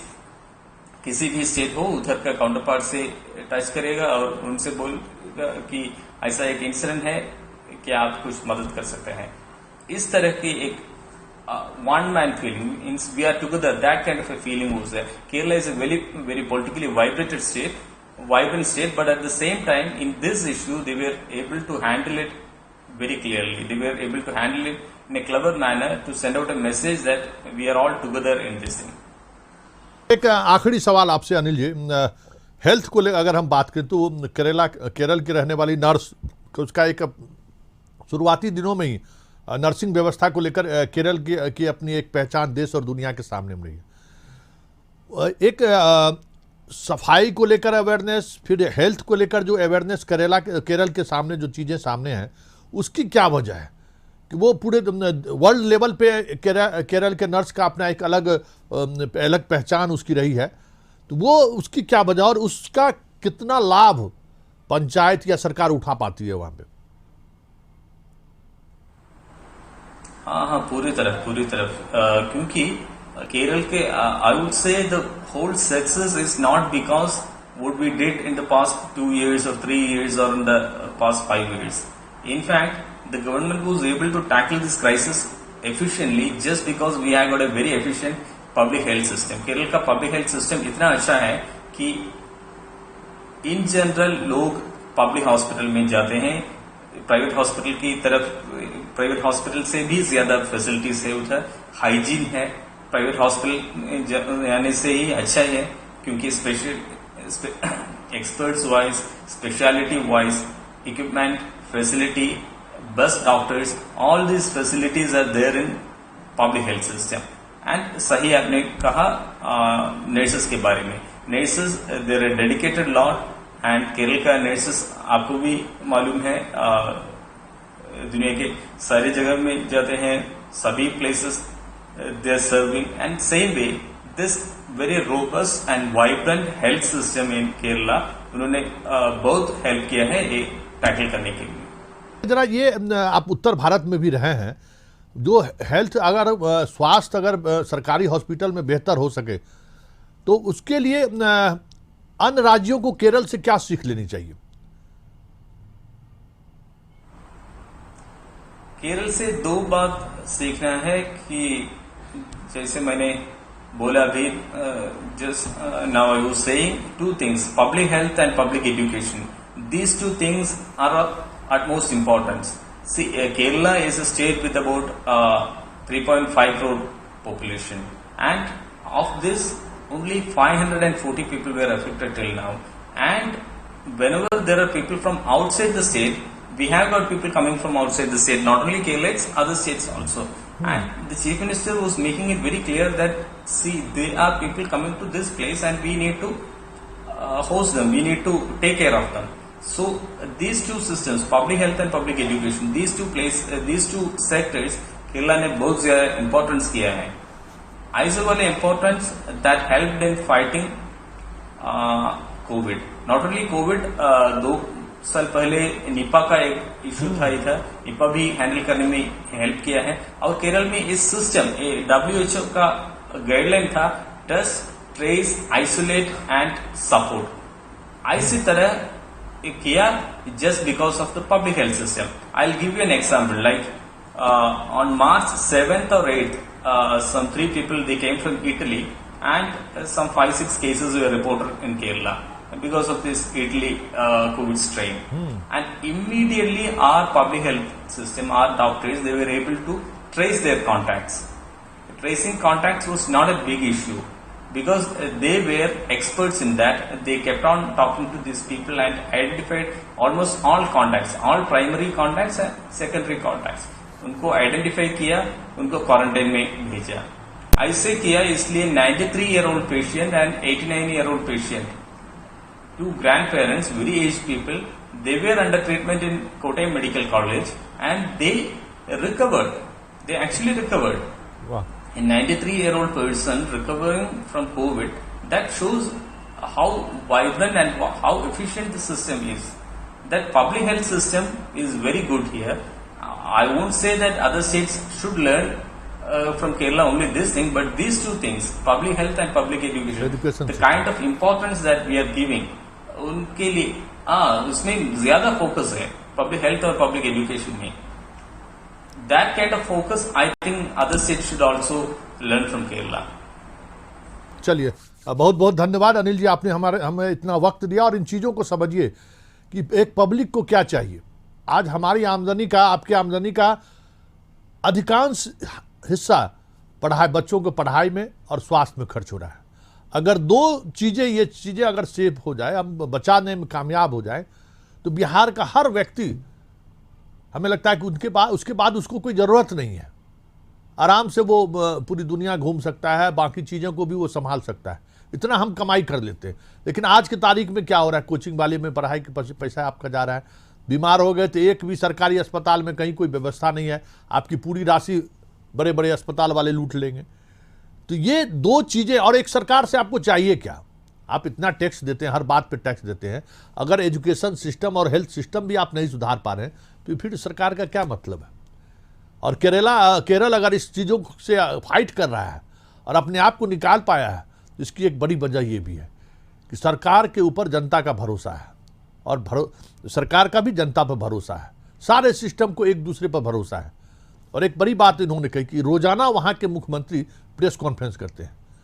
मुख्यमंत्री के press conference करने से कितना फर्क पड़ता है, उस राज्य की जनता पर क्या असर पड़ता है, जरा इसकी पॉलिटिकल चीज़ों को भी समझेंगे। शाश्वत गौतम हमारे साथ जुड़ेंगे तो थोड़ा वो इस तरह के एनालिसिस करते रहे हैं, तो उनसे जब हम जुड़ेंगे तो इस पर चर्चा करेंगे। लेकिन फिलहाल एक छोटा सा ब्रेक लेते हैं और ब्रेक के बाद फिर हम अरुण जी के पास जाएंगे कि ब्यूरोक्रेसी जो है, आप बिहार के ब्यूरोक्रेसी के लिए और बिहार की व्यवस्था, ये दो चीज़ें हेल्थ और एजुकेशन पर कैसे सुधार हो सकता है, जो हम केरल को भी फाइट दे सकते हैं। चर्चा जारी रहेगी, लेकिन एक पहले छोटा सा ब्रेक ले लेते हैं। ब्रेक के बाद एक बार फिर से स्वागत है। हम बात कर रहे थे पब्लिक हेल्थ सेक्टर और पब्लिक एजुकेशन, मतलब जनता के लिए, जनता को क्या चाहिए? बेहतर स्वास्थ्य व्यवस्था, जो बच्चे बीमार हो, आप बीमार हो, हम बीमार हो तो जाके इलाज करा लें, उसमें पैसा ना लगे। बेहतर एजुकेशन सिस्टम सरकार के द्वारा मुहैया कराया जाए। जो आज किसी भी मिडिल क्लास फैमिली का सबसे ज़्यादा पैसा किस में खर्च हो रहा है? आज सब लोग रो रहे थे, हंगामा कर रहे थे, सरकार पर भी दबाव बनाया जा रहा है कि कोटा से मेरे बच्चे को लाइए, कोटा से मेरे बच्चे को लाइए, बेंगलुरु में मेरा बच्चा फंसा हुआ, वहाँ से लाइए। पूरे देश में ऐसा कौन सा ऐसा इंस्टीट्यूशन है जहाँ बिहार के बच्चे नहीं हैं? ये, और अगर हम सिर्फ उसी को बचा लें तो कितना 1000 करोड़ रुपया आप बचा सकते हैं बिहार के बच्चे को। अब कोटा में 15,000 बच्चे बिहार के पढ़ रहे हैं जो लौटे हैं। अलग अलग विशाखापट्टनम में एक स्कूल है, पता चला आरा में वहां से भी बस से 4 बस बच्चा आया है। मणिपाल वगैरह की तो बात छोड़ दीजिए, वहां तो सीनियर बच्चे लोग पढ़ते हैं वहां पे। तो ये स्थिति है कि अगर हम सिर्फ उन्हीं चीज़ों को बचा ले, बेहतर एजुकेशन सिस्टम देके बिहार में, और पढ़ाने वाला भी बिहारी है, वहाँ कोटा में भी जहाँ जाइए टीचर भी बिहारी ही मिलेगा। यहाँ उनको बीबी के साथ घूमने के लिए मॉल नहीं मिलता है उस तरीके से। क्या नहीं है यहाँ पे? बड़ा बढ़िया। कल मजदूर से मिल रहे थे गोपालगंज में, तो उसके साइकोलॉजी को भी हम इसी तरीके से समझे कि आज वो फटेहाल हाल में वापस, उसके पास पैसे नहीं है, जो पैसा था वो बेच के, पत्नी का पायल, मोबाइल बेच के किसी तरीके से साइकिल खरीदा है, किसी तो 5,000 10,000 रुपया दे के वो गांव लौट रहा है। लेकिन 5 साल से वो रह रहा है बाहर। क्या है, तो बच्चों बीवी के परिवार के साथ वहां रह रहे हैं, बीवी को घर में काम मिल जा रहा है, यहाँ खेत में काम करने में समस्या है, वहाँ लिपस्टिक लगाने की भी सुविधा है, मोबाइल फ़ोन से बात करने की भी सुविधा है, कभी कभी मौका मिला तो मॉल भी चले गए, रात में आइसक्रीम खाने की भी सुविधा है, वो तो बिहार के गाँव में मिलेगा नहीं। तो ये भी एक साइकोलॉजी है। चलिए, हम हमारे साथ अरुण जी जुड़े हुए हैं। अरुण जी से एक सवाल, काफ़ी देर से इनको हम अपने साथ जुड़े हुए हैं। अरुण जी, इंडियन एक्सप्रेस के वहाँ के केरल के ब्यूरो चीफ थे और कई तरह की चीज़ें उन्होंने ब्यूरोक्रेसी पर भी बात कही। पब्लिक हेल्थ सेक्टर और पब्लिक एजुकेशन सिस्टम, दो चीज़ों को उन्होंने फोकस किया कि आज भी हर कोई सरकारी अस्पताल में जाना चाहता है, अपने बच्चों को सरकारी स्कूल में पढ़ाना चाहता है। और वाकई में जो चीज़ें केरल पूरे दुनिया और देश के सामने उन्होंने दिया है, उसी एजुकेशन सिस्टम पे दिया है। ये जो खर्च है, क्या बिहार जैसे राज्यों में ऐसा संभव नहीं है कि अपना हेल्थ सिस्टम भी सुधार ले? इसी कोरोना के कारण एजुकेशन सिस्टम को भी, अब कोटा में पढ़ने वाला बच्चा और पढ़ाने वाला टीचर दोनों बिहारी, पता नहीं वहाँ उसको टीचरवा को क्या नज़र आता है, शाम में घूमने के लिए गर्लफ्रेंड के साथ मौका मिलता हो, बिहार में हो सकता है नहीं मिलता हो। ये इस साइकोलॉजी को भी थोड़ा हम चाहेंगे कि आप प्रकाश डालिए कि समस्या कहाँ है। जी देखिए, पहले भी मैं इस बात को फिर से जोड़ देता हूँ कि 1990 में केरला की स्थिति बहुत अच्छी नहीं थी। ह्यूमन डेवलपमेंट इंडेक्स के सेक्टर में भी था, ठीक था, लेकिन वहाँ प्रॉब्लम था हेल्थ में। हमारे यहाँ क्या हुआ, एक ब्लैकआउट का फेज हुआ, 10-12 साल तो डेवलपमेंट ही नहीं हुआ। लेकिन चलिए, अभी डेवलपमेंट के फेज में हम लोग पहुँचे हुए हैं और हमारा जीडीपी का ग्रोथ रेट बिहार का काफ़ी अच्छा है, कंपेरेबल है। 10.36% जीडीपी हम लोग ग्रोथ कर रहे हैं, तो सिचुएशन यहाँ खराब उतना नहीं है। जहाँ तक एक होता है ना कि एड्रेनलिन फ्लश होता है, जनता के बीच में जोश होता है, जोश केरला से कम बिहार में नहीं है, ये भी बात माननी पड़ेगी। बस दिक्कत इतनी ही है कि केरला में पंचायती राज इंस्टीट्यूशन आने के बाद कम्युनिटी पर ट्रस्ट किया गया। उनके ऊपर रखा गया है। वहाँ का स्कूल आपको पता है, वहाँ बताएंगे आपको वहाँ के लोग कि वहाँ के स्कूल का पूरा कंट्रोल ग्राम सभा के ऊपर होता है। ग्राम सभा के उसको सस्पेंड, डिस्चार्ज, डिसमिसल सभी कर सकता है। बिहार में आपको स्कूल के टीचर को हटाने के लिए गांव के लोग खाली पिटीशन दायर कर सकते हैं, और इसमें पॉलिटिक्स, इसमें जो होता है गलत पॉलिटिक्स हम बोल रहे हैं, मतलब कि पॉलिटिक्स इज द इनेबलर, लेकिन ये गलत पॉलिटिक्स इसमें आता है और टीचर जो है पॉलिटिकल माइलेज के कारण बचता है, मतलब कि गांव वालों का कंट्रोल नहीं रह पाता। एक डीलर बिहार में प्रॉब्लम है उसके साथ कि डीलर अगर गलत भी कर रहा है तो एक मुखिया को बहुत लंबी लड़ाई लड़नी पड़ती है। केरला में वो डीलर मुखिया के अंदर में है। देखिए वहाँ पर क्या डिजिटाइजेशन किया, उन्होंने क्या किया कि जो लोग हैं, जो आशा वर्कर है, सबको उन्होंने एक टैबलेट दे दिया। टैबलेट पे उनके पास सबका रिकॉर्ड है, उसको वो आशा वर्कर सबके साथ सबके रिकॉर्ड के हिसाब से प्राइमरी हेल्थ सेंटर को इक्विप करके रखा हुआ है। वहाँ के मुखिया के पास पावर है कि वो कम्युनिटी किचन चला सकता है और बुजुर्गों को और वहाँ के जो भी व्यक्ति हैं, अपाहिज हैं, बच्चे हैं, उन सबों का खाने पीने की व्यवस्था देखा जा सकता है। यहाँ आंगनवाड़ी मुखिया के अंदर में नहीं है। आंगनवाड़ी के लिए आपको कंप्लेन कर सकते हैं खाली सीडीपीओ साहब के पास या डीएम साहब के पास, तब जाके वो करें न करें उनके रहमो करम पे है ना। वहाँ भी बीच में इंटरफेरेंस आएगा, वहाँ डायरेक्टली उनके अंदर में। आप बोलेंगे कि केरला का जो हेल्थ बहुत अच्छा है, वहाँ तालुका लेवल पर और डिस्ट्रिक्ट लेवल पर जो हेल्थ सेक्टर है वो हेल्थ का पूरा वहाँ के कम्युनिटी पार्टिसिपेशन, मतलब कि डिस्ट्रिक्ट पंचायत, ब्लॉक पंचायत और विलेज पंचायत के ऊपर ही पूरा डिपेंड करता है। तो आपने जनता पर ट्रस्ट किया। यहाँ पर क्या है कि आपने जनता पर ट्रस्ट न करके ब्यूरोक्रेसी पर ट्रस्ट किया। हम बोलते ब्यूरोक्रेसी खराब नहीं होती है, पॉलिटिकल विल की जरूरत है। पॉलिटिशियंस को समझना चाहिए कि हमें जो है अपने ट्रस्ट को जनता के ऊपर डालें। तरीका है, बिहार बहुत आगे जा सकता है, कहीं से भी आगे जा सकता है, क्योंकि हमारा एड्रेनलिन फ्लश, हमारा जो जोश है वो ज़्यादा है। हमारे यहाँ भी लोग बड़े कर्मठ हैं और बिहार के साथ बड़े लगाव रखते हैं। तो डिजिटाइजेशन एक रास्ता है। दूसरा है कि पॉलिटिकल एग्जीक्यूटिव को ट्रस्ट करना चाहिए अपने ग्राम सभा के ऊपर में।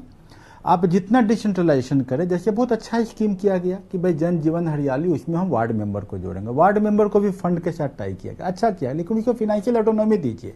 आप देखिए वो लोग करामात कर सकते हैं। तो डिसेंट्रलाइजेशन इज द की। उसको एक डोमेन, तो एक डोमेन का ट्रायंगल हम खींचे तो एक डोमेन तो ये हो गया डिजिटाइजेशन, ट्रस्ट, डिसेंट्रलाइजेशन। दूसरा उसका है social audit. Social audit strong कीजिए। ब्यूरोक्रेसी का रोल खाली फैसिलिटेटर का है, सिर्फ फैसिलिटेटर, और उसको आप हमेशा ऑडिट के शिकंजे में डालिए। जितने ब्यूरोक्रेसी के ऊपर में ऑडिट इतना स्ट्रांग रखिए कि वो कहीं बच के नहीं जाए। ट्रेनिंग बहुत जरूरी है। जैसे केरला में नर्स की ट्रेनिंग पूरी की पूरी अच्छे ढंग से होती है, यहाँ पर ट्रेनिंग सेंटर में सर्टिफिकेट बस चाहिए, यहाँ पर उसका एक अकाउंटेबिलिटी नहीं दिया गया है। आप वहाँ भी कम्युनिटी पार्टिसिपेशन डालिए, बहुत जल्दी रिजल्ट आने वाला है। हमारे यहाँ पॉलिटिकल विल की कमी है, बस पॉलिटिकल विल हमें लाने की ज़रूरत है। चीफ मिनिस्टर, अगर आप बोले पहले भी चीफ मिनिस्टर चाहते हैं, बिल्कुल चाहते होंगे, लेकिन कहीं ना कहीं कोई वैक्यूम है, कोई हमारा माइंड ब्लॉक कहीं बना हुआ है, क्योंकि हमें सेंटर हम पे बिलीव नहीं कर रहा है, हम मुखिया पे बिलीव नहीं कर रहे हैं, हम ग्राम सभा पे बिलीव नहीं कर रहे हैं। ये जो बिलीव का जो प्रॉब्लम है ना, ट्रस्ट, उसको ठीक करना होगा। अरुण जी एक हाँ पॉजिटिव है जी। अरुण जी एक अब वक्त का भी तकाजा है और हम तो आपसे बहुत सारी चीज़ें समझना भी चाह रहे थे और बिहार के लोगों को भी समझने की जरूरत थी कि किस तरीके से आप चीज़ों को काम देख रहे हैं। एक आप पूरी चर्चा के दौरान जो भरोसा की बात की है कि केंद्र को राज्य पर भरोसा नहीं है, राज्य को उस वक्त, जिस वक्त 2005 में आपदा प्रबंधन ये एक्ट बना होगा, उस वक्त आप दिल्ली ब्यूरोक्रेसी में आप वहाँ पे थे, दिल्ली से भारत सरकार की उस ब्यूरोक्रेसी का आप हिस्सा रहे, तो ये सेंट्रलाइज करने की प्रवृत्ति, मतलब ये जैसे मान लीजिए कि सीडीपीओ की सारी कमाई आंगनवाड़ी सेविका से, वो क्यों छोड़े? दरोगा जी का सारा कमाई जो है उसी 144 और 42 में, वो क्यों छोड़े? और यही प्रवृत्ति अब धीरे धीरे केंद्र सरकार में भी बढ़ने लगी है। हर फैसला लगता है जैसे फेडरल स्टेट है ही नहीं ये देश, अब एकदम ऊपर के लेवल से ही चीजें चलने लगी है। कई मौके पर यह देखने को मिला है। तो ये अरुण जी, इस व्यवस्था में जो बदलाव करने की कोशिश हो रही है, इसको आप किस तरीके से देखते हैं और इसका आने वाले समय में क्या प्रभाव पड़ सकता है?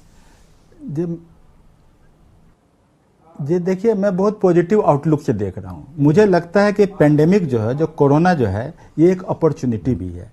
क्राइसिस है डेंजर है लेकिन एक अपॉर्चुनिटी। जॉन एफ कैनेडी ने बिल्कुल सही बोला, there is a two brush stroke, एक होता है क्राइसिस में, एक अपॉर्चुनिटी होता है। बहुत बढ़िया अपॉर्चुनिटी है। देखिए जब प्लेग आया 15th सेंचुरी में, ब्रिटेन का ऑलमोस्ट 1/3 और यूरोप का कहीं कहीं जगह 9/10 पॉपुलेशन खत्म हो गया, लेकिन पोप की ऑथोरिटी खत्म हो गई, पोप कमजोर पड़ गया उसके बाद।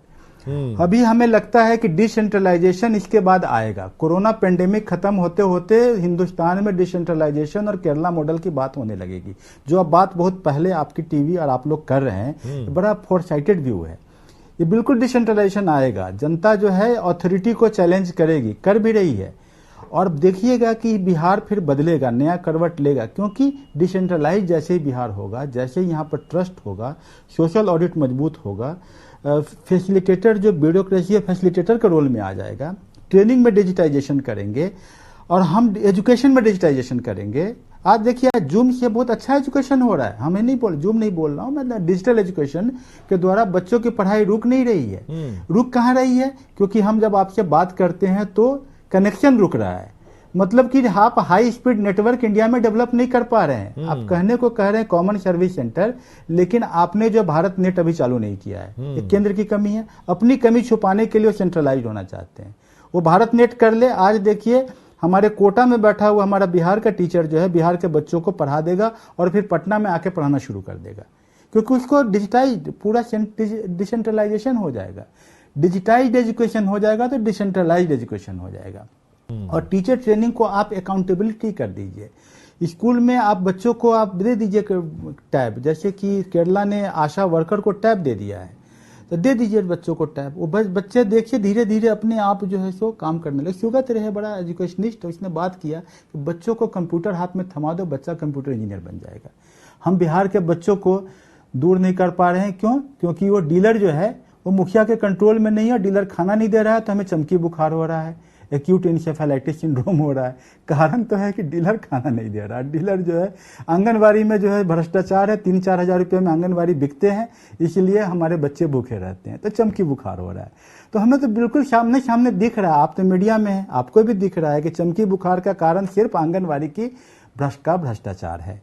आपका जो है खराब एजुकेशन का कारण जो है कि मुखिया को पावर नहीं है और एजुकेशन सिस्टम में भ्रष्टाचार है। एक से एक भ्रष्टाचार का नमूना आपको गांव-गांव में मिल जाएगा, हर टीचर के अपॉइंटमेंट से लेके उसके पढ़ाने को लेके।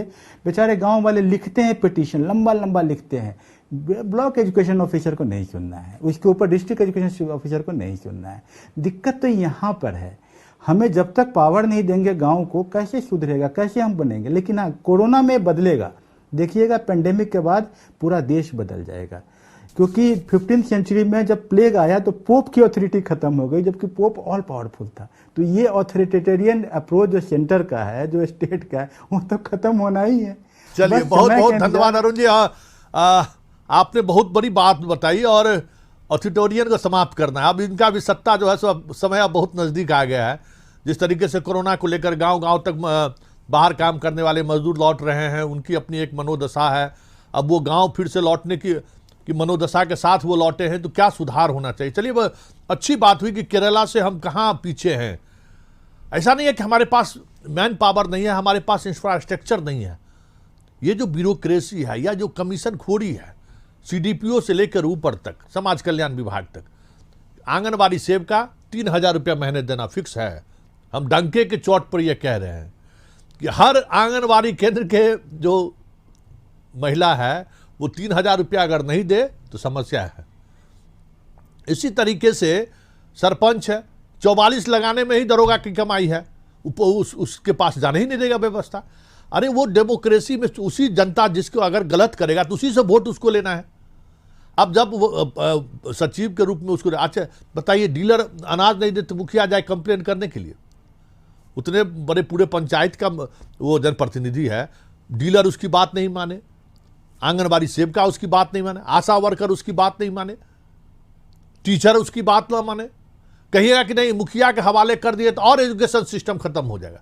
अरे बाबा, दे के तो देखिए, उनकी जिम्मेवारी तो होनी चाहिए। 1-2 बार बदलेगा, जैसे मुखिया पति और सरपंच पति आ रहा था ना, अब कहाँ मुखिया पति या सरपंच पति किसी मीटिंग में नजर आते हैं।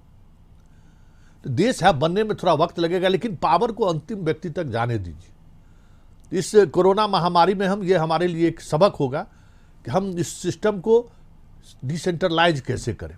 और अरुण जी ने बहुत ही बेहतर तरीके से अपने पूरे ब्यूरोक्रेसी का जो इनका 95 से लेकर अब तक जो इनका अनुभव रहा है, और भारत सरकार में ये लगातार अभी जो दिल्ली में शिक्षा व्यवस्था देख रहे हैं, पूरा उसका फ्रेमवर्क, उसका काम, अंतिम जब इन्होंने नौकरी से VRS लिया तो उनका अंतिम पोस्टिंग वहीं पे था, और जो आज दिल्ली में एजुकेशन सिस्टम देख रहे हैं, एक बड़ी देन है अरुण कुमार जी का। तो चलिए अब हम एक छोटा सा ब्रेक ले लेते हैं। ब्रेक के बाद हमारे साथ शाश्वत गौतम जी भी जुड़ेंगे और रांची से हमारे साथ जुड़ेंगे, जो कोरोना के अलग अलग फील्ड पे वो सोशल एक्टिविस्ट हैं और केरल से हैं, और अभी फिलहाल वो झारखंड में हैं, और झारखंड में केरल मॉडल को कैसे लागू किया जाए इसको लेकर वो सरकार के साथ भी, सामाजिक संगठनों के साथ भी लगातार उनकी चर्चा होती रहती है। इन दोनों आदमी को भी हम से जुड़ेंगे, लेकिन पहले एक छोटा सा ब्रेक ले लेते हैं। ब्रेक के बाद फिर से एक बार आप सबों का स्वागत है। और ये जो हम बिहार बनाम केरल मॉडल की बात कर रहे हैं, हम कहाँ पिछड़ रहे हैं?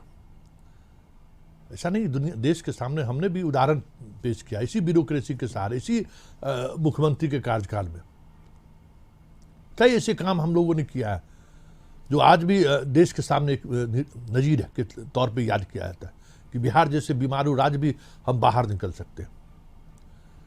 लेकिन इन सब के बाद भी जो एक व्यक्तिवादी व्यवस्था जो रही, आज उसी संकट के दौर से बिहार गुजर रहा है। 30 वर्षों में चीजें जो जहां से जहां शुरू हुई और जहां तक पहुंचने की बात हो रही थी, पंचायती राज व्यवस्था को ही लीजिए, तो पावर का जो डिसेंट्रलाइजेशन है, अभी भी हमारे पॉलिटिकल सिस्टम में जो लोग हैं उनको भरोसा नहीं है। जब लालू जी के शासनकाल में विधायक लोग बहुत परेशान थे कि हमारा तो पावर ही अब नहीं रहा, अब तो मुखिया सब पावरफुल हो गया। कई विधायक और मंत्री को उस समय में सुनते थे कि इसको लेकर बड़ा गहमा गहमी रहता था। तो भाई पावर लेके करिएगा क्या? इस पावर से क्या होना है? एक बार चुनाव हारते हैं, दूसरी बार जीतते हैं, 2-4 बार जीत भी लिए तो एक बार हारना है। जो 5 बार से लगातार विधायक और मंत्री हैं, एक बार चुनाव हारते हैं तो उनका सदगति तो लोग देख रहा है ना, इसी राज्य में लोग देख रहे हैं। चुनाव हारे और आपकी सारी चीजें समाप्त हो जाती है। इस चुनाव से इतना, और चुनाव लड़ने जीतने के लिए जिस तरीके से तिक्रम करना पड़ता है, जिस तरीके से सारे चीज़ों को अपना मॉरल एथिक्स समाप्त करना पड़ता है, जनता का गलत पैरवी कीजिए। राजनीति आते हैं सुधारने के लिए, जनता का गलत पैरवी कीजिए। जनता का हमेशा दबाव रहेगा कि देखिए शराब लेके पकड़ लिया है, पैरवी कर दीजिए। क्यों उस दबाव को हम झेले? दे दीजिए मुखिया जी को, दे दीजिए वार्ड सदस्य को। आप आराम से पटना में बैठ के पॉलिसी बनाइए तो सही। सांसद तो यही करते हैं ना कि सांसद दिल्ली में बैठ के पॉलिसी बनाते हैं, आप भी पटना में बैठ के पॉलिसी बनाइए। आप निगरानी कीजिए। मुखिया जी काम नहीं करेंगे तो गांव वाला उनको पीटेगा। हाँ, मुखिया के चुनाव में जितनी पारदर्शिता बरतनी चाहिए उतनी पारदर्शिता सुनिश्चित करे स्टेट का सिर्फ इतना ही काम है। बाकी सारा पावर दे दीजिए। ये जो न्याय व्यवस्था में जो हजारों हजार लाखों लाख जो केस पेंडिंग है, ये भी नहीं छोड़ना चाहते हैं। इनको भी मोह है उसी कुर्सी से, उसी पावर का। लड़िए इससे भी। एक बार एक झटका दे दीजिए, सारे लोग जगह पर आ जाएंगे। और कोरोना जैसे समय में अब तो चर्चा हो रही है कि संकट के दौर में जब आपको सबसे ज्यादा खतरा आप ही को महसूस हो रहा है, पूरा न्याय व्यवस्था बंद है। आप सोच रहे थे भाई जब ये स्थिति है तो गांव में भी कुछ न्यायालय की व्यवस्थापना हो, कुछ सोच रहे हैं ना कि ड्रेस कोड बदलना चाहिए, तो न्यायिक प्रक्रिया में भी बदलाव हो। जो लाखों करोड़ों केस जो पेंडिंग है उसका पेंडिंग कैसे खत्म हो? जो बड़ा केस हो वही डिस्ट्रिक्ट का CGM, डिस्ट्रिक्ट जज और हाई कोर्ट सुनवाई करे, सुप्रीम कोर्ट। ये छोटे मतलब के लिए क्यों इतना बड़ा इंफ्रास्ट्रक्चर बर्बाद हो रहा है? कई तरह की ऐसी चीजें हैं। हमें लगता है कि कोरोना के बाद इन चीजों पर भी अब समाज में मंथन होगा कि भाई संकट के दौर में कोर्ट कितना अपने अथॉरिटी के साथ खड़ी थी। पुलिस और डॉक्टर तो नजर भी आ रहे हैं, बाकी सिस्टम के लोग कहाँ नजर आ रहे हैं? तो जो आपदा में नजर आएगा वही आने वाले समय में समाज का पथ प्रदर्शक होगा ना। समाज तो उसी को सम्मान देगा जो इस संकट के समय में उनके साथ। एक भी किसी भी राज्य की मंत्री हो, मुख्यमंत्री हो, सांसद हो, विधायक कहीं दिखाई दे रहे हैं? चलिए ये अलग बात है। लेकिन हमारे साथ शाश्वत गौतम जी जुड़ चुके हैं और हमारे साथ शाश्वत गौतम जी, एक सवाल आपसे शुरुआत करते हैं, फिर हम चलेंगे हमारे जो केरल के एक्सपर्ट मेहमान हैं उनसे भी बात करेंगे। ये एक सवाल आपसे सीधा पॉलिटिकल सवाल हम कर लेते हैं, उसके बाद हम बाकी चीज़ों पर चर्चा करेंगे।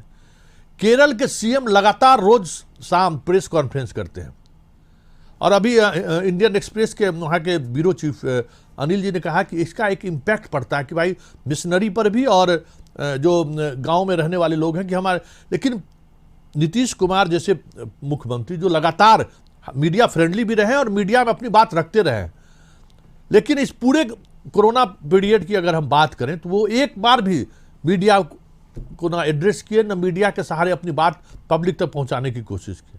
ऐसा नहीं कि रोजाना मीटिंग होती, जो केरल में हो रहा है, हर डिपार्टमेंट की बैठकें हो रही है, उसका ब्रीफिंग हो रहा है, लेकिन उस तरह से चीज़ें कनेक्ट नहीं हो पा रही है। इसकी क्या वजह है और इसका असर पूरे ब्यूरोक्रेसी पर या जो कोरोना फाइटर हैं उन पर कितना असर पड़ रहा होगा?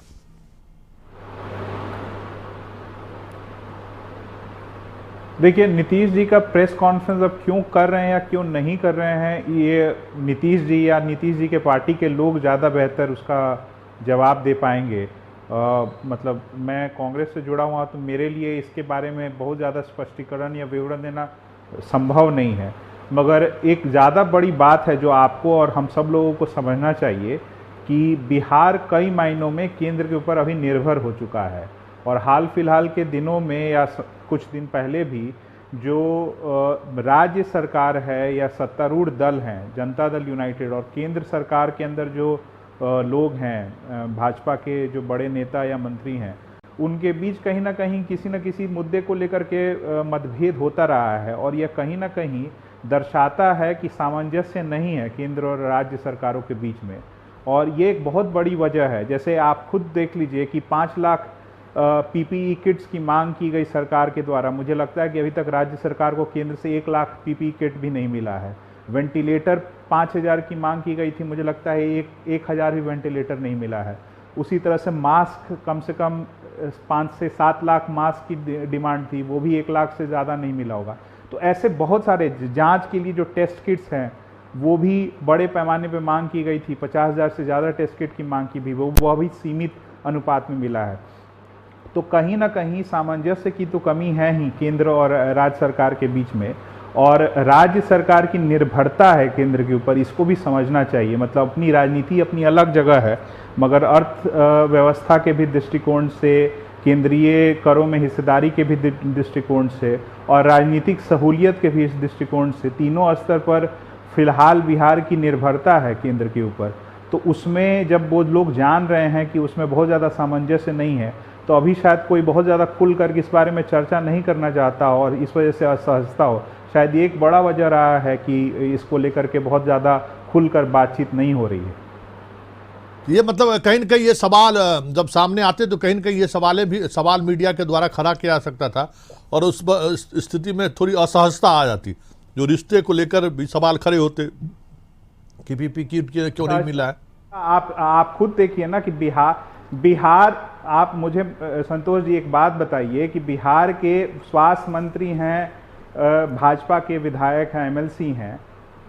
आप सोचिए कि मीडिया के कितने लोग बिहार के स्वास्थ्य मंत्री से सवाल कर रहे हैं।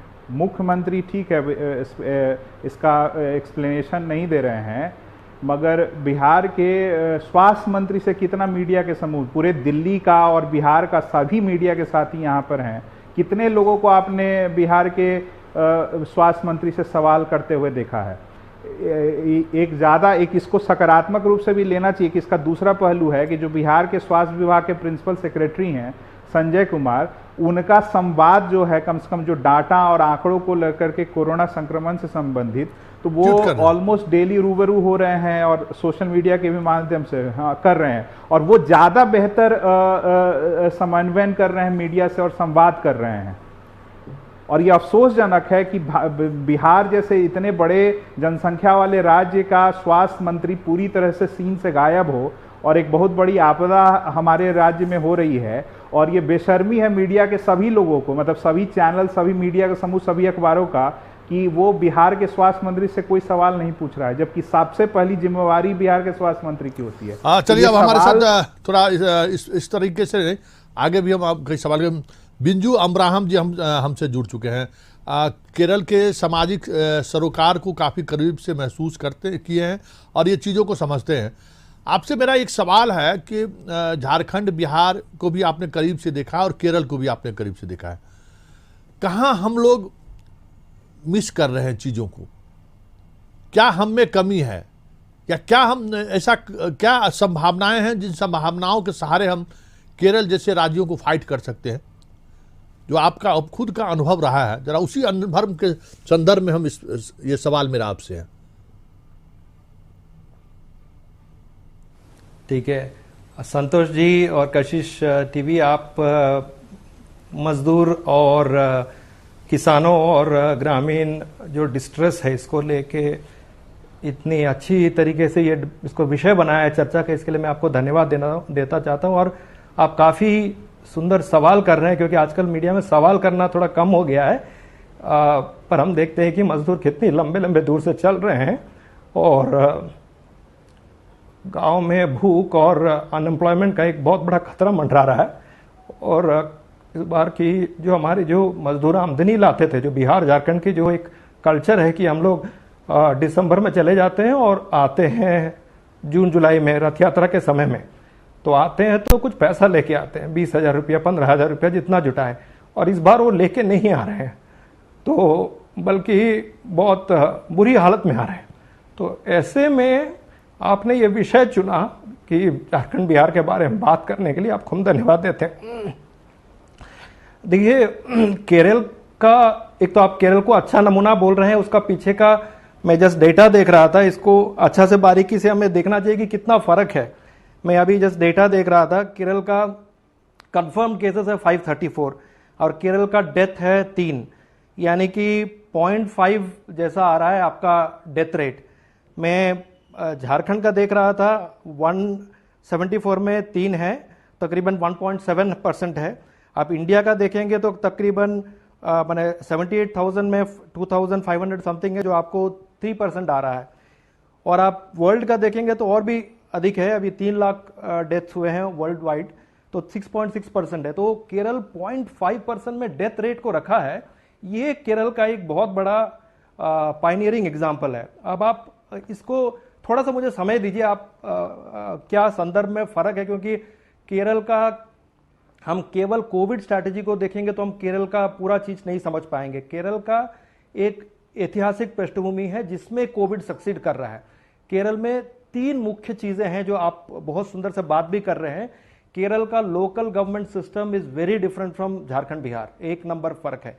दूसरा है कि उनका जो प्राइमरी हेल्थ सिस्टम है, मैं बड़ा ऊपर का नहीं बोल रहा हूं, प्राइमरी हेल्थ सिस्टम झारखंड में सुंदर सुंदर पब्लिक हेल्थ सेंटर्स बने हैं, कम्युनिटी हेल्थ सेंटर्स बने हैं, कोविड के समय भी ये खुला नहीं है। फर्श एकदम मार्बल, मेरा घर का जैसा ये टाइल है, लेकिन खुला नहीं है, वहां कोई भटक भी नहीं रहा है। क्वारंटाइन होम झारखंड का सबसे पहले, आप बहुत सुंदर बोले, पंचायत चिंतित हो जाता है क्योंकि पंचायत नजदीक रहते हैं लोगों का, तो वो सबसे पहले ये बसिया में हम जिस संस्था से काम करते हैं वहां पर एक अजीम प्रेम जी फिलैंथ्रोपिक इनिशिएटिव का काम था, तो हमने 13 मार्च को सबसे पहले खुला। वो एक महिला आर्या पंचायत बोल के एक पंचायत में एक महिला ने, क्योंकि वो फेडरेशन से जीत के आई थी महिला, वो संवेदनशील थी, उसने अपना पंचायत को खोला और महिला मंडल की दीदियों ने खटिया बिस्तर सब ला के वहां पर माइग्रेंट्स के लिए इस तरह का सजाया। तो आप, तो ये मैं कह रहा हूं कि केरल का एक 2-3 चीजें जो मुख्य बात है। एक मैं जो कह रहा हूं कि केरल का डिसेंट्रलाइजेशन बहुत स्ट्रांग है, झारखंड में जो नहीं है। हमारे यहाँ एक state finance commission, central finance commission का तो पैसा आता है, अभी एक चिट्ठी भी आ गया है 15वें वित्तीय आयोग का, 16,029 करोड़ हमको मिलेंगे हमारे 4,500 पंचायतों के लिए। केरल का आप देखिए, केरल और झारखंड का एक सुंदर कनेक्शन क्या है, दोनों का पॉपुलेशन लार्जली सेम है, और तो आपको कंपेयर करने में आसानी होती है। दोनों का करीब 3.5 करोड़ के आसपास पॉपुलेशन है। तो पॉइंट में ये बोलना चाह रहा था कि केरल में स्टेट फाइनेंस कमीशन, केरल को भी 16,050 करोड़ रुपया मिला है, हमको 16,030 करोड़ कुछ रुपया मिला है। केरल का इसके अलावा इस साल 20,000 करोड़ रुपया सरकार के स्टेट फंड में से उन्होंने डिवॉल्व करके पंचायत खर्चा करती है 20,000 करोड़ रुपए।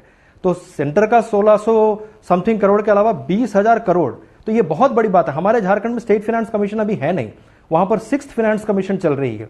तो ये बहुत मुख्य बात है कि केरल का जो रॉबस्ट लोकल गवर्नमेंट सिस्टम, और हमारा वहां पर हमारे जो ब्लॉक प्रखंड या जिला समन्वय जिस तरह का दिखता है, वहां का आप पंचायत जाएंगे वहां पर 2 मेडिकल डॉक्टर्स है, एक आयुर्वेदिक डॉक्टर है, एक होम्योपैथिक डॉक्टर है, वेटनरी सेंटर है, कृषि सेंटर है, सब आसपास रहते हैं। तो जैसे कोई बोल भी रहे थे कि मुख्य रूप से पंचायतों को इतना अधिकार दिए, केवल सैलरी के अलावा बाकी जितना भी हॉस्पिटल का रखरखाव है या शिक्षा जो प्रबंधन है, सारे का जो पैसा है वो पंचायत के माध्यम से जाता है। तो ये काफी स्ट्रांग एक 2 सिस्टम से, एक पंचायती राज का सिस्टम है और एक पब्लिक हेल्थ सेंटर। थर्ड जो केरला का बहुत अच्छा है वो है कि स्ट्रांग वेलफेयर सिस्टम है और एक अकाउंटेबिलिटी बहुत स्ट्रांग है। अकाउंटेबिलिटी का मैं एक एग्जांपल देता हूं। मैं अपना बेटी के साथ केरल में हमने गए थे, थ्रोट पेन हुआ था उनको। तो मैं तो केरल में नहीं रहता हूं, मैं झारखंड, मैं उड़ीसा में पला बड़ा था, झारखंड में ही बहुत से दिन से हूं।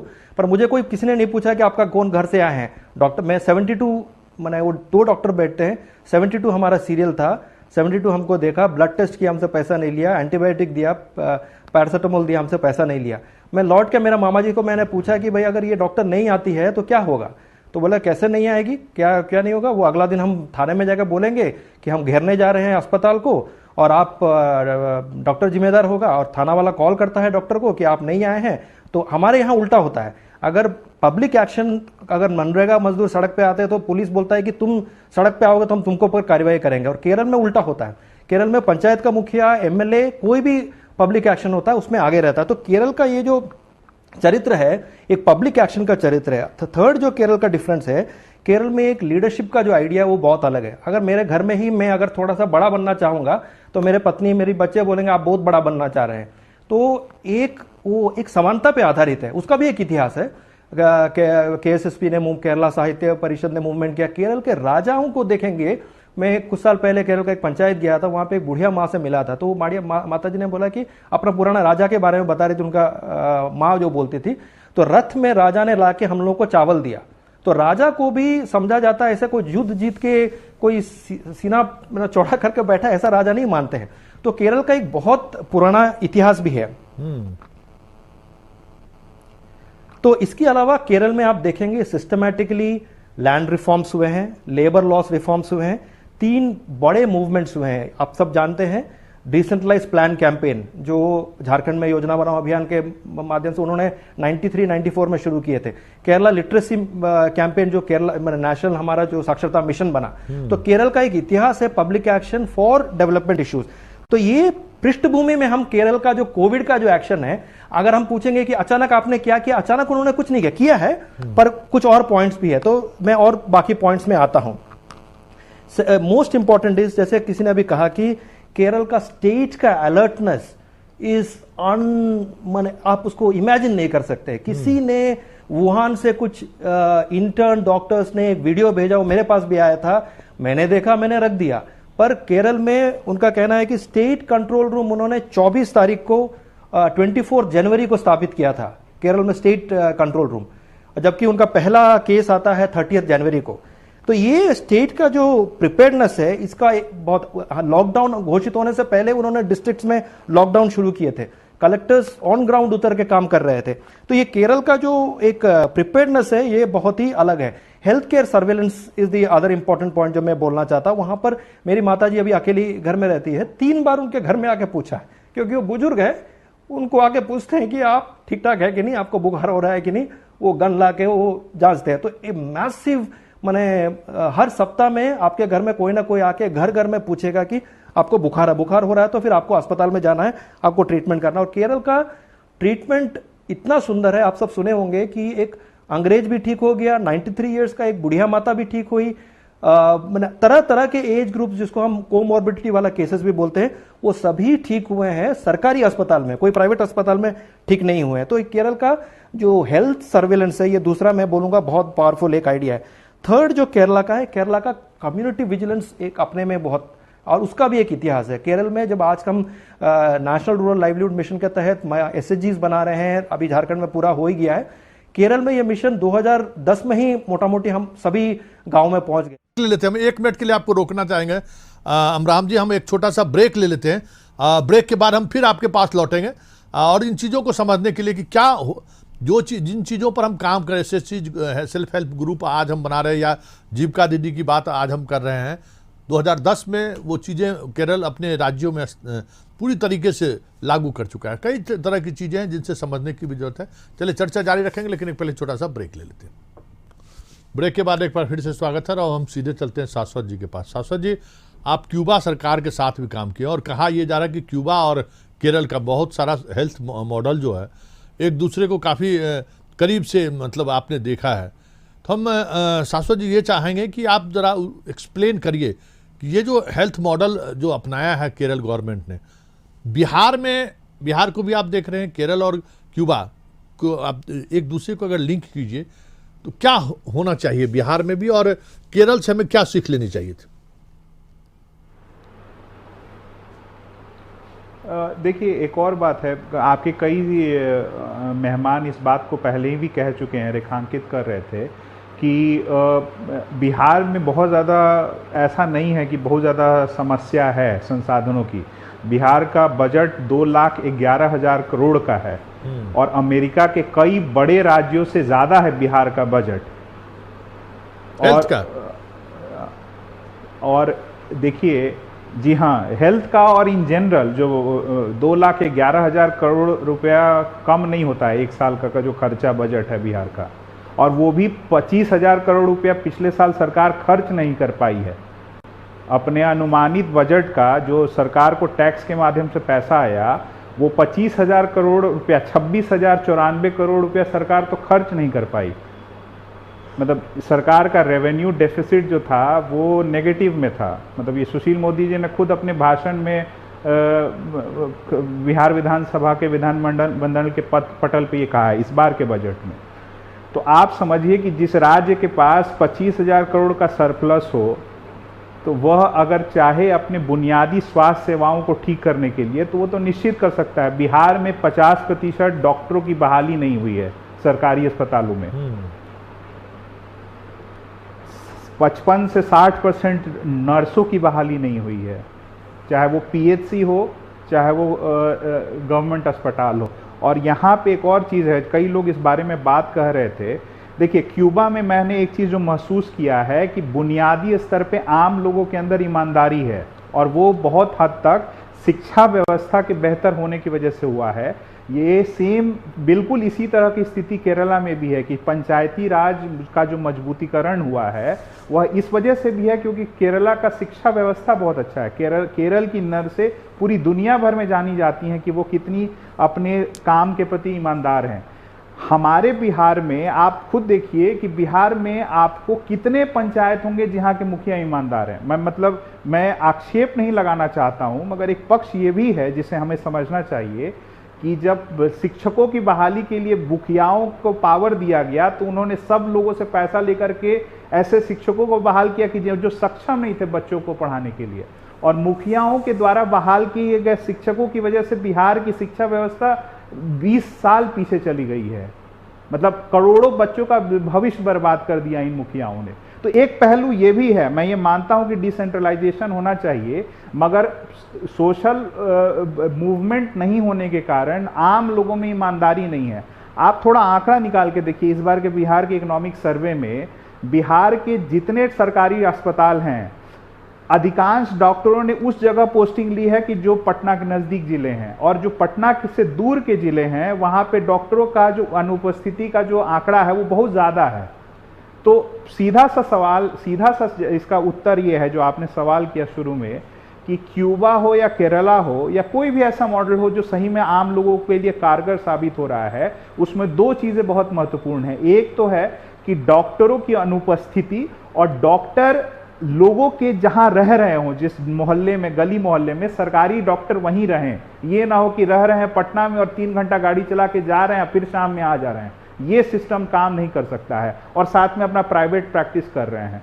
और बिहार के डॉक्टरों के अंदर ये ईमानदारी की कमी है, चाहे वो सरकारी डॉक्टर हो चाहे वो प्राइवेट डॉक्टर हो, वो ईमानदार नहीं है। और ये बात सीधे तौर पे कहना चाहिए, और ये मौका है हमारे पास कि हम ये प्रश्न चिन्ह सरकार के साथ, आम लोगों के साथ के सामने भी खर्च करें कि वो जो लाखों रुपए खर्च करके अपने बच्चों को कोटा में पढ़ा रहे हैं और प्राइवेट मेडिकल कॉलेज में पढ़ा रहे हैं, क्या उनके बच्चे भविष्य में बड़े होकर के सरकारी अस्पताल में सेवाएं देंगे? दूसरी चीज ये है कि अगर सरकार के पास संसाधन है, जो मैं मानता हूं बिहार सरकार के पास है, बिहार सरकार को त्वरित गति से बड़े पैमाने पर डॉक्टरों की बहाली करनी चाहिए, नर्सों की बहाली करनी चाहिए, और दवाइयों का जो जरूरी लाइफ सेविंग ड्रग्स है उसकी उपलब्धता नहीं है, बड़े बड़े जिला के अस्पतालों में भी नहीं है और प्राइमरी हेल्थ सेंटर और अनुमंडल स्थित अस्पतालों में नहीं है। देखिए, बहुत रॉकेट साइंस नहीं है, वो ऐसा कुछ नहीं कि केरला बहुत अभूतपूर्व काम कर रहा है। ये बुनियादी जो बातें मैं कह रहा हूं या मेरे से पहले जो आपके मेहमान कह रहे थे, ये सारी चीजें कम से कम आधारभूत संरचनाओं के अंतर्गत ईमानदारी के साथ वहां मुहैया कराई गई हैं। डॉक्टरों का अनुपात बहुत ज्यादा है मरीजों के तुलना में। आप सोचिए कि क्यूबा जैसे देश में हर 150 आदमी पर एक डॉक्टर है, लगता है कि 1 लाख के ऊपर एक डॉक्टर होगा। दूसरी चीज जो है, जो बहुत जरूरी है, कि हम स्वास्थ्य व्यवस्था को बहुत हद तक बिल्डिंग बना देने से जोड़ लेते हैं। यानी अगर हमने बिल्डिंग बना लिया, कोई स्कीम योजना आई कि इसके अंतर्गत अस्पताल बन गया, तो लगता है कि स्वास्थ्य सेवा बहाल हो गई। ये नहीं समझते हैं कि स्वास्थ्य सेवा को बहाल करने के लिए सबसे जो जरूरी चीज होता है वो डॉक्टर होता है, वो नर्स होता है, वो कंपाउंडर होता है, वो जांच केंद्र होता है और दवाइयाँ होती हैं। अब ये जो 5 चीजें हैं, आप अवलोकन कर लीजिएगा, चाहे वो पीएमसीएच हो तो, चाहे पटना का कोई भी अस्पताल हो तो, या पटना के बाहर के जिले का कोई भी अस्पताल हो, ये 5 की भारी कमी है आज भी। जब हम बात अच्छा शाश्वत जी, तो होना क्या चाहिए? मान लीजिए कि ये तो समस्या है, ये समस्या हर कोई जान रहा है कि ये समस्या है, आप कोई सुझाव दे सकते हैं कि क्या होना चाहिए? अब होना ये चाहिए, नहीं, ये तो होना ही चाहिए कि मैं वही कह रहा हूं कि सबसे पहले तो ये 50 से ज्यादा प्रतिशत जो पद खाली हैं डॉक्टरों के पूरे बिहार में, सबसे पहले तो बड़े पैमाने पे उसकी बहाली होनी चाहिए। नर्सों की बहाली नहीं हुई है बहुत ज़माने से, उनकी बहाली होनी चाहिए। दवाइयों का टेंडर नहीं हुआ है बहुत ज़माने से, उसका टेंडर होना चाहिए। और सरकारी जांच केंद्र न के बराबर है। अनुमंडल स्तर पर तो बिहार के बहुत कम अनुमंडल और प्रखंड होंगे जिसमें सरकारी जांच केंद्र है, जहाँ टेस्टिंग हो सके, चाहे वो एक्सरे का जांच हो, खून पेशाब पैखाने का जांच है। तो ये बुनियादी चीज है स्वास्थ्य व्यवस्था को ठीक करने के लिए, और आज के समय में सबसे ज्यादा इसकी जरूरत है। और ये 4-5 चीजें अगर सरकार, और मैं मानता हूं कि हाल फिलहाल के मतलब पिछले 1 दशक में स्वास्थ्य के जो प्रधान सचिव हैं वो बिहार में बहुत बेहतरीन आए हैं, वो संजीदा व्यक्ति हैं, संजय जी। मुझे लगता है कि उनके पास एक मौका है कि ये चीज करने का, क्योंकि ये मूल रूप से अगर एक व्यक्ति चाह देगा तो ये हो सकता है। बहुत आपके एक मेहमान ने कहा कि पॉलिटिकल विल की कमी है, और सही मायने में पॉलिटिकल विल की कमी है, पैसों के संसाधन की कमी का सवाल नहीं है अभी। चलिए, बहुत बहुत धन्यवाद शाश्वत जी। और एक सवाल और जब आपने कहा है, तो संजय जी लगातार स्वास्थ्य विभाग में ही रहे हैं, और स्वास्थ्य विभाग की क्या स्थिति है बिहार को वो समझा जा सकता है। चलिए हम अमराहम जी के पास चलते हैं, हमारे पास वक्त भी काफ़ी कम है।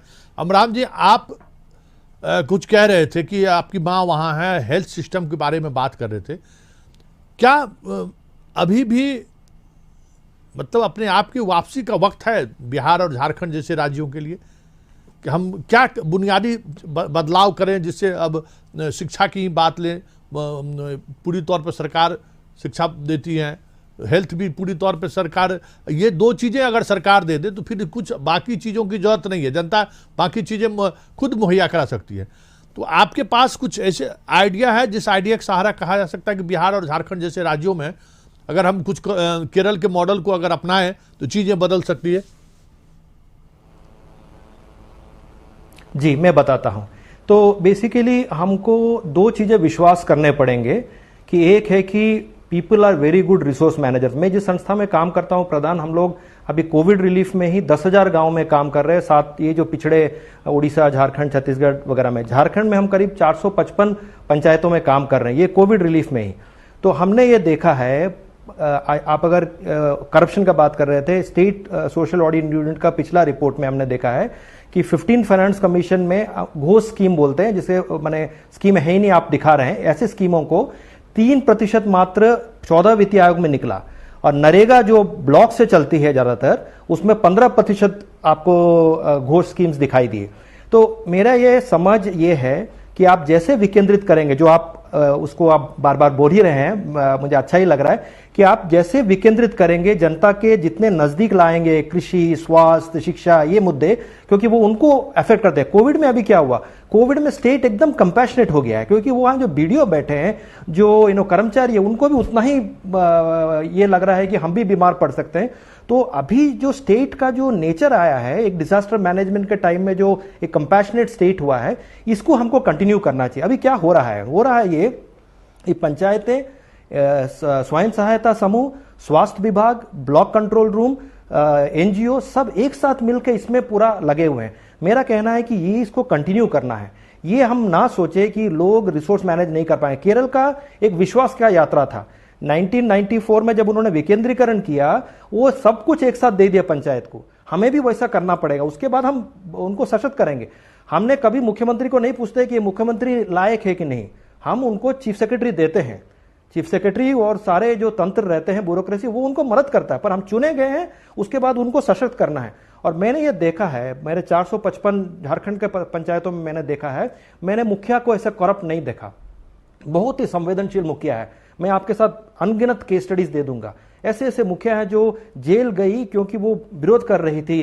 बेसिकली क्या है, प्रखंड में 3 शक्तियां हैं। एक ठेकेदार वाला एक लॉबी है, एक आपका डेवलपमेंट माफिया है, और एक ब्यूरोक्रेसी में कुछ लोग हैं जो स्कीम को अच्छा से नहीं समझते हैं, काम भी नहीं जानते हैं, तो वो उल्टा पुल्टा करते रहते हैं। बट अगर आप जैसे ही इसको नीचे ले जाएंगे, जन भागीदारी बढ़ाएंगे, करप्शन भी घटेगा, आपका काम का क्वालिटी बढ़ेगा। एक मैं वो सुझाव देना चाहता हूं। सेकेंड, केरल का पंचायतें प्लानिंग करते हैं, हर साल वो प्लानिंग करते हैं वर्किंग ग्रुप बना के। केरल के सचिव जो अभी रिटायर हुए हैं, श्री विजयानंद सर, जब केरल के जब सेक्रेटरी थे, उन्होंने एक जीपीडीपी बोल के योजना, अभी जो पंचायत का जो प्लान प्लस में हम एंट्री करते हैं, वो जीपीडी, अभी जो 15वें वित्तीय आयोग ने भी अभी बोला है जून को पैसा रिलीज करेंगे, आप जीपीडीपी का प्लान भरिए। प्लानिंग बहुत अच्छा से होना चाहिए। एसएचजी, ग्राम सभा मिलकर प्लानिंग करे, और जो जो स्कीम्स अवेलेबल है उसके हिसाब से रिसोर्सेज देके प्लानिंग करें। उसका एक वर्कबुक वगैरह हमने बनाए हैं जो हम सभी जगह में करते हैं। उसके बाद प्रॉपरली उसका प्लान एंट्री करें। सो प्लानिंग करें, और प्लानिंग के बाद हम किसी ठेकेदार का कोई प्लान को घुसाने नहीं देंगे। चाहे तालाब का हो, चाहे कुआं का हो, चाहे आम बागवानी का हो, हम एक बार प्लान बना लेंगे तो उसको घुसाना नहीं देना चाहिए, और इसको गछना चाहिए एसएचजीज और पंचायत। ये एक बात है। दूसरा है कि हमारे पंचायतों को, हमारा पंचायत कैपेबल नहीं है। मैंने झारखंड का मैं खास बात बोल रहा हूँ, क्योंकि उनका अभी भवानी ठीक नहीं है, इंटरनेट नहीं है, कंप्यूटर नहीं बैठा है, तो उनका बेसिक जो आधारभूत संरचनाएं हैं उसको हमको मुहैया करना है, उनको हमको स्ट्रेंथन करना, हमको विश्वास करना पड़ेगा कि ये कर पाएंगे और इनसे होगा।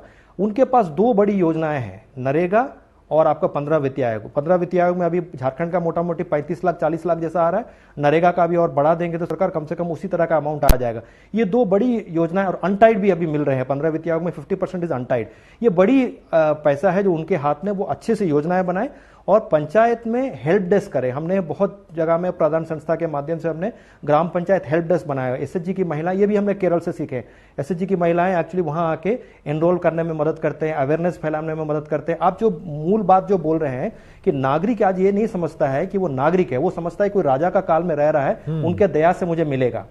तो हमको पहले तो हम लोगों ने कुछ महिलाओं को संविधान साथी के नाम से प्रमोट किया है। वो मॉडर्न डेमोक्रेसी कैसे चलता है, कलेक्टर साहब जो हमारे गांव में गाड़ी में आता है। अब वक्त हमारे पास थोड़ा कम है अब्राहम जी, आखिरी एक सवाल कि क्या बेहतर किया जा सकता है? हाँ, जल्दी से। एक है केरल का, आप नमूना देखेंगे, यूनिवर्सलाइज पीडीएस है। हमारा जो 86% रूरल में है एनएफएसए एक्ट के तहत, वो 86 में जो 14% छूटा है वो बॉटम 14% छूटा है। ये बहुत बड़ा कंसर्न का बात है। अभी सरकार ने केवल डबल जो मैंने फूड राशन उठाने का 2 महीने का दिया है। अब हम जानते हैं कि लीन पीरियड शुरू होता है अभी उनका घर का गोदाम खत्म हो रहा है, भंडारण।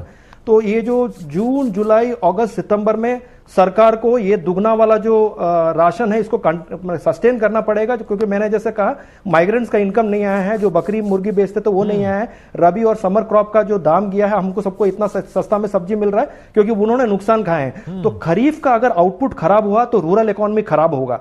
तो खरीफ हमको अच्छे से करना है, उसके लिए जरूरत है कि चलिए अब हमारे पास वक्त काफी कम है राम जी। चलिए बहुत बहुत धन्यवाद। हमारे पैनल में जो भी लोग जुड़े, एक सकारात्मक बहस हुई, डिबेट हुई, जिसके सहारे हम चीजों को समझ सकते हैं कि एक विकेंद्रीकरण की बात हुई और दूसरा रूरल इकोनॉमी को हम कैसे डेवलप कर सकते हैं। इन दो महत्वपूर्ण चीज़ें इस पूरे डिबेट के दौरान सामने आई। चलिए अब इस विशेष बहस को अब यहीं समाप्त करते हैं, फिर किसी नए मुद्दों के साथ आप सबों से मुलाकात होगी। फिलहाल मुझे इजाज़त दीजिए, नमस्कार।